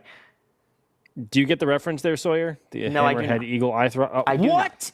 At all. Bonus points in chat if you get that reference. That was an A1 statement by EJ. It was a steak sauce reference? So anyway. Yes. I want to name the Starship naming convention after steak sauce. Steak sauce. Let's go. You said Let's it was an go. A1. Anyway. So here's the real question with all the stuff that we've talked about to still tie it all together. Which happens first? Artemis II launch or Starship Flight 12? Oh, Starship Flight I'm 12. gonna go with option wait, no. C. I meant New to say Glenn Artemis. Flight 3. Stop. Oh, Boom. God. I did see someone bring. Oh, here it is. Here's the one with all three of them. Resistojet. All right. So what's the launch order for Artemis, Starship, New Glenn? New Glenn, There it is. Artemis, Starship. Yep, I agree with you, Jay. Boom. Boom. I would I like believe to what agree New with Glenn that. is targeting March right now at some point. I think mid to late March is the current consensus, but we'll see what happens, whether or not they get the booster or the stack out there for a static fire soon. I don't know. Yeah, that order would be nice, but it would also be nicer if there was at least a week and a half in between each. No, they're all going to happen at the same time. Just Stop it. That's what's gonna happen. Here's Stop my guess. Here's my guess. So, New Glenn Flight 3, middle of March. Artemis 1, it'll hit April 1st just because it'll surprise the heck out of everybody and it'll magically just go and it'll be during the day and it'll make Max happy. And then as we all know, because fate will have it, Flight 12 will be April 20th. Yep. Anniversary date. It has to be April 20th. He has spoken. There you go. Wait, Jay, did you speed this up? Oh my God. Subtle dig there, Sawyer. Subtle dig. All right. I went there. I'm sorry. I went Oh there. my God. All right. By the way, Oh, he did. this He is- did. He did. He did. You see it? Did he actually? I saw that. Nice. But That was funny. either way, like that's I kind of figure it's all going to happen. They're all going to be like 2 weeks apart. I think I want to do it not only for just because I think it would be really cool. You get those three launches like all 2 weeks apart, back to back to back. That would be really cool. It helps the team because then Max and D and everyone can be there for every single one of them without any issues. And because then we get, photos and slow-mo and everything of all three launches, and during the day. Well, I don't know if New Glenn will be during the day, and of course we don't know when Starship's going to be at this rate, but considering that FCC license, which I forgot to put that in the doc there, they might be launching some sats on the next flight to maybe, I don't know, have cameras on it to possibly look back or communicate with the Starship. And if it's got cameras on it, maybe they will want to fly. Maybe they want coast phase during the day. And if they want coast phase during the day, they got to fly. They got to launch in the morning. But we'll see. So back Maybe. to early morning launch Hey, guys. windows. Can I throw another monkey wrench in this discussion if you don't mind? No. When are we ever You on may not. topic? Go for it. All right. So what about Falcon Heavy with Viasat 3 F3? That's scheduled for Q2 2026. That's all I'm saying. But I we still don't. think that's going to be last of the four. I would agree Really? with that. If anything, I think it might be like May or June. Just based off of timelines we've seen in the past. We haven't seen a Falcon Heavy fly in close to a year and a half at that point. They're going to have Come GDC April. fund this. They're retooling 39A right now. I You've seen know. it? I know, but we've also seen what happens when you try and fly a Falcon Heavy after like 3 years, and it takes you a while to get it to the pad and get it all happy again. What, 3 years between rocket flights of a certain rocket caused delays and leaks and issues? No! Wow, that never happens. Jeez. But don't know where I've heard that before. I don't All I know. want to Weird. say is we're in that age of space flight, and I know we're not going to have we might not have another Artemis flight till like summer of next year, but at this rate, but we're looking at New Glenn Flight 3, New Glenn, middle of March, Artemis II, beginning of April, Flight 12, hopefully mid-April. I mean, there's so much. We still have a lot of time. We can go over like a lot of this. There's a lot of stuff that still has to go along with that, and then Falcon Heavy after that, like all basically super heavy lift rockets, like all the super heavy lift rockets in the world in a row, all four. That's all of the U.S.'s entirely. Like that's the entire U.S. super heavy lift fleet. You'd love to see it. One Blue Origin, 2 SpaceX, and 1 NASA. Even that's cool. It's awesome. You'd love to see it. Love to see it. Oh yeah. I just Should hope do that this there's more. Premier multi-user spaceport and Texas. I'm in Texas. No, I really like that whole Artemis 1 launch. Maybe we should do that again sometime. Like Not Be at night. fun. EJ, Should do that. Not at night. Should do that. Should do that. What? Not at night. Not at night. You want to fly a rocket at night? Okay. No, not Artemis. Not Artemis. We already had a night flight of SLS. No, we don't want to see the another. boosters any. Boosters. Sorry, Daryl. Daryl's never gonna live that down, dude.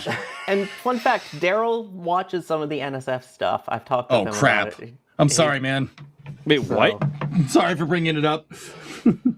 Yeah, he has kept Think up you're with great? NSF. So, Oh God. Oh no. Sorry, man. if you're watching, hey, we appreciate love you, all your Daryl. coverage. Sorry. We saw you in the back of the presser this morning. That was pretty cool. You're just sitting there looking like a Chad with the NASA logo. Pretty awesome. I don't know. You had to be there. I wasn't. I'm just hoping for at least 2 weeks in between each flight, just so our heads don't explode here on the ground. That would be nice. That would By the be way, nice. EJ, to your naming convention earlier, Yes. Jeffries 8557 says, "As a Jeff, I'm not sure I approve." Wait, but how do you spell your name? Do you spell it? Okay. See, when I say I want, when I say I want to, it's spelled like to be named Jeff. It's Geoff. Has to be specifically that. Oh, really? Yes. Yeah. Yes. Jeff. Because that was the actual name of the former Hammerhead Eye Eagle thrust, whatever it was. Precisely. I'm still out of the loop. Anyway. Hey, Martin Brundle said the E190 was the best chassis of the 90s. Max, do you agree? I never said. He never said that. What are you talking about? Oh, he said that. I'll call him right now. I don't recall ever saying that. Actually, yeah, no. No. It's a good engine, but the rest of it. So, Thank you for humoring my madness. Hang on, I gotta address this question because the username is huge Ryan Weber fan. Nice. All right. Ryan's got groupies. How come there's no huge Sawyer fan or EJ fan or Max fan? Anyway, they're asking, so how many Starship flights this year? I'm going to say 2 with slight chance of a third. Oh, wow, they even share the Ryan Weber optimism. I'm going to be honest, that's actually a lot lower than I figure. Well, I mean, whoa. My thought is at least 6. At least 6 with 1 from the Cape. That's my thinking. I don't know about the 3 of you. And I mean, kind of with you on that one. Of course, it entirely depends on if they try to catch Ship 41 and how the first 2 flights of Block 3 go. Because Elon even stated that they want back-to-back good landings before they try to catch something. Yes, that also Elon just posted. We haven't even talked about that after 2 soft splashdowns, we get a ship catch. Yep. 2 successful soft splashdowns. They'll attempt one. Say they'll attempt a ship catch. But then again, they said that with Flight 5 is they would attempt it, and they actually did it. So, because everything worked. True, but a booster catch is a way different scenario than bringing a ship back from orbital velocity through the atmosphere. True. I had to find it again, but remember when they said that if they were to have 2 successful catches, they'd catch they'd catch a ship, and that was right before Flight 7. Yeah, but they prefaced it with the if, so you know they did. And guess what happened? They gave himself an out. Guess what happened on Flight 7? Yeah. It ship and in 8 and 9 and kind of on 9 as well. I mean, I don't know about you guys. I was looking the ship 39. No, I'm not calling it V3SN1. That heat shield looks primo. It honestly, the pictures that SpaceX posted, Sawyer, it's shiny. It reminds me of the day Endeavour rolled out of the factory. It does, yes. Yeah, thank you. You know that picture when Endeavour rolled out with the shiny thermal protection? Oh, it looks like that, dude. It's beautiful. I love it. I love it. The 90s are back, folks.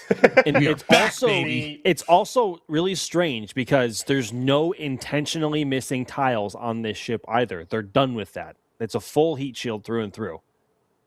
Yep. Mm-hmm. Yeah. It does have a missing tile on the flaps. There's some unfinished things here and there, but let's be honest, we're still like a month and a half from launch or so. There's some really, really awesome photos from Caesar. I think I linked them in the doc. Jay. I licked them too. You licked the tile? Don't lick the tile. Dude, yeah, no. That wouldn't be great. That's EJ, don't. No, EJ. But basically, they if EJ's not here next week, you know what happened. It's fine. It's fine. It's fine. Don't worry about it. They have some major improvements. So, like on the nose cone, there are a couple of seams as it goes up the nose cone, because as you go up a cone, you have to like lower the size of your tiles and also kind of scrunch them together. And with that, they removed one of the big seams. So one of those is gone. So that's good. Less seams. When you go down to like the forward dome and the aft dome sections on the seams, they basically, like, instead of having a horizontal seam like they did on Block 2 and then fill it in with like RTV, they now have specific tiles that are like, that have little cutouts for the smaller tiles. We'll get it if you want to go down to the small tiles for the forward dome there, Jay. He's getting there. It's a tilt. Dude, I almost said pan because tilt. the whole argument. We call it a pilt now. Jack agreed to when it. you look at the larger tiles right before you get to the seam, or right before you get to the dome section, there are little cutouts for the smaller tiles to slot in, so that rather than a horizontal seam, it all will basically form together as it heats up and seal it with the crunch wrap gap seal. And they do it on the aft dome as well. It's beautiful. It is so truly cool. a beautiful heat shield. It looks superb. It really does. I love it. So I feel like we've been saying that for the past like 3 or 4 ships now. Oh, the TPS looks so good. Oh, this one looks even better. Oh, this one looks even better, and this one looks the best that we've seen so far. Well, there's no pieces missing. Also, iterative development. Yeah, I'm really excited to see how this heat shield holds up, especially with basically the crunch wrap thing all along, fixes to gap seals here and there. They've redone the tiles on the flap on the aft flaps. You can even see they're confident enough in the heat shield tiles that they have a Starlink antenna on the windward side. Literally, like it's on the windward side there. And then they have the catch point there, which we'll see how that withstands up to with those new tiles and everything. There's just a lot to love about the new design of the ships. They also rolled this thing out without raceway covers, so we got to see the internal autogen pipes. By my count, there are 32 separate high pressure lines coming out of the payload bay. 16 per raceway. So I think there's at least 32 COPVs in that payload bay nose cone, possibly more. So, those lovely things. But of course, SpaceX has been testing them over at Massey's and then putting them back into the ship. So there's a lot of cool stuff there. But I can't wait to see this ship fly. The shine off that heat shield right there. And also, nice. if we could go back to that previous picture as well, that ship catch point looks so good. It looks so clean in the way that it flows right into the TPS. It looks so good.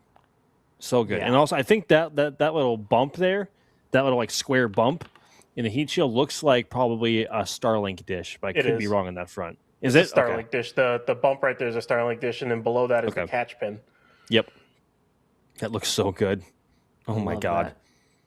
Dude, like I said, it's not an NSF stream without mentioning shuttle. It's giving me some serious shuttle aura right now. It's pretty It looks like Endeavor. I love it. Yep. I love it. I love it a lot. Please make more. I like it a lot. The biggest plus, and this is over all the shuttles, just about every single tile on this ship is physically pinned, not glued. Correct. Mm-hmm. So The V3 pins might have an issue with them. We don't really know yet. On like the last Block 2 flights, they lost some of those. There's a chance the pins might have issues, but we won't know until this flies. So there's a chance this thing looks like Ship 25 on ascent. I hope it doesn't, but there's a chance that it does. We'll just have to watch out for that. That shouldn't be that hard of a fix to make. Well, actually, I wouldn't say that. They have to change every single pin if that's an issue. But we don't really know if it is one. It's kind of pure speculation at this point. But I am excited for this program. They're definitely taking their time here. And as we know, they need to succeed. They've got Artemis goals to keep up, which I think they can hit that Artemis III goal with getting HLS ready in time. It's going to be up to Starbase to do it. It's not going to be up to the production side of the Cape. They don't have a Star Factory there yet. Even when they get the ability to clear out the Phase 2 area over at Roberts Road, they then have to build the factory and then kit it out. That's going to take years. And it's even going to take a few years to kit out Gigabay for that matter. Building all the steel is one thing. Putting the cladding on, the electrical work, HVAC systems, plumbing, work platforms, work stands, turntables, bridge cranes, that's a whole other ballgame. That's going to take a while to do, and we'll see if SpaceX can manage it. As the ASAP report said, if there was any company to be able to do it, it's SpaceX. Which I still find it funny that the ASAP report said that. That is still funny. You heard it here, you guys heard it here first. You heard Ryan Weber say that he believes SpaceX can meet the HLS goals for next year. They might. Ryan Weber optimistic opinion? Yeah, we'll see. If things go well, that's if. There's so many there ifs. It is. Hey, what? We've seen issues. Hey, you said it. Don't renege it. You said it already. Yeah, you said it. Okay, I want to I'll leave it believe as that is. we are about to go on a generational run of just nothing but wins, not just for SpaceX, but for Blue and for NASA on SLS and a whole bunch of others. I really believe that we are on the precipice of that, and Lord knows we need it if we have any hope of actually getting people back on the moon by 2030. All I do is win, win, win, win, win. Oh my God! By the way, EJ, stop. You made a point earlier. Yeah. We've got another message for you, Jeffrey Nash, saying, "As Jeff, notice the spelling. I approve." Yeah. See, it's got to be like that. It's got to be. There you go. The Jeff with a J was concerned. The Jeff with a G approves. Yep. See, that's the difference. Rosebud 53, since the Eagle landed first, is there any other choices? Eagle 1, Eagle 2, Eagle 3? I think you just got to come up with a new name, because each lander had a different name, too. Yeah. Eagle when it 5. came to all of the Apollo missions. So each one had a different lander name. Hammerhead Eagle eye thrust. It would be funnier if I got the reference. Simply Red standing by. What? And then What? ODSD Moody saying, during ship catch, is it worth 2 points or 3 if they send some now liberated tiles through the hoop of the OLM? What? Basketball Don't think reference. it would survive the thrust of the Raptors, but anyway. I don't know. Again, if they fall off as they're coming in for the catch and it goes through the hoop, then that would be a slam dunk. So that would be 2. Oh, I see. Yeah, that's what he's referring to. Yeah. I see. Yeah, I think the 3-point line for the ship is probably at this point, if we're talking for Texas entry, I think California might be the 3-point line. So, anyway. So, normally this week in Spaceflight would be following our show here, but it is not. In fact, we will be seeing that coming up tomorrow. So make sure you're subscribed so you know when that does happen, because subscribing here at NSF is indeed free. We have some other things that you can do in the meantime. As I mentioned earlier, while we're talking about Starship and Artemis and the whole iterative development design, I'm going to iteratively develop a new plug for that, which is also available, so you can watch it as soon as we wrap up here already on the NSF YouTube channel. And a reminder that NSF has teams in Austin, Austin as well as Vandenberg to support the Firefly launch. Tomorrow we will be assisting with providing their media services. So you can check out the live stream of that here on NSF and on the Firefly channel coming up tomorrow, which is the no earlier than date for that launch. So all of that excitement still to come. I need to thank the people, though, who helped to make the excitement possible for the last 3 hours? How was that 3 hours? I don't know. We better duck and cover. Artemis. That was good, EJ. The duck on there. This is a little behind-the-scenes shot of the rehearsal, it looks like. I wonder who that guy with the hat is on the left. Looks like some nerd. Yeah. Vaguely familiar back there. I don't know. What a nerd. With some nerd. Exactly. So that is a little behind the scenes there. And thanking the people who joined me here today. We'll start with EJ. We'll go the same order that we introduced people. EJ, thank you for joining us. It's a pleasure being here. I love coming in here every Friday talking spaceflight with you guys. I know it's a privilege to be here. And I do appreciate it. I stream over on Twitch. We have shenanigans over there. Sometimes Ryan and Sawyer stop by. Not Max, though. He doesn't like this. He has asked for the record. He has asked for the record. And on that bombshell, it's time to end. Sawyer, back to you. That was the I'll worst. send it over to Max now for his rebuttal, as well as a thank you for joining us.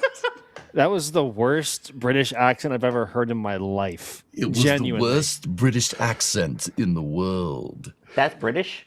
Yeah, I was like, that doesn't sound British at all, dude. That sounds awful. But In anyway, this thread, people that don't understand what people from Doncaster sound like. Anyway, what? Max, thank you for joining. A pleasure. Thank you very much, everybody. That was a lot to cover. Hopefully we dove into it and then some. There was a lot to talk about, and 3 hours has just seemingly flown by. So thank you very much for coming to hang out with us, and we hope to see you again very soon. And thank you as well for joining Ryan Weber. Yeah, it's a pleasure. Don't come on here often, but we had a lot of stuff going on, and Starship, and of course then Artemis kind of popped up and kind of seemed appropriate to come on and join. But yeah, well, hopefully you get to see a bunch of super heavy lift vehicles launch over the next 2 months, and yeah, you'll have a good weekend. Oh, yeah. Yeah, you too, buddy. No, yeah. you. No, you. No, you. No, you.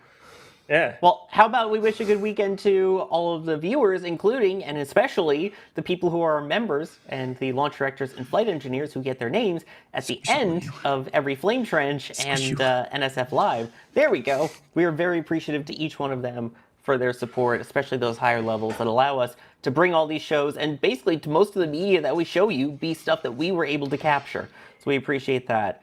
I think I thanked everybody. I don't think there's anybody else that I need to thank at this point, right? Nope. Nobody? No, nobody. No. Nope, you're good. Nope. No, we don't need to thank Jay Keegan for coming in to produce and push the buttons, pulling the levers. We don't need that. Certainly not. I think we should. Should we? We should. No. Yeah. No. I think we should. I'll be on Jay's side. We should thank Jay. Thank you, Jay. You do it. Yeah. Thanks, Jay. You're awesome. Well, I'm already not friends with him anymore because I asked him to say a number on air, so it's fine. If you don't want to be friends with me, I won't thank you, Jay Keegan. Ooh. Anyway, I'm Sawyer Rosenstein. I've been your host for the Flame Trench. We will see you back for another Flame Trench soon. Don't forget, all that stuff that I mentioned right here on the channel. Go check that out. See ya.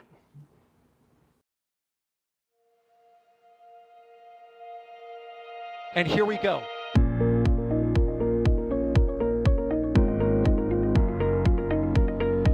There's the W. Here's ignition. Doubling up. Did it just do a Kerbal? Back to the moon and beyond. Put that in the big bag, Jingle. Back at home, we all have a lot of work to do, but from here, that sure looks like a perfect flow. Propulsion continues to be normal. We did have an observation. Equalize. 343 unfolds to go. It's orange. Water towers can fly!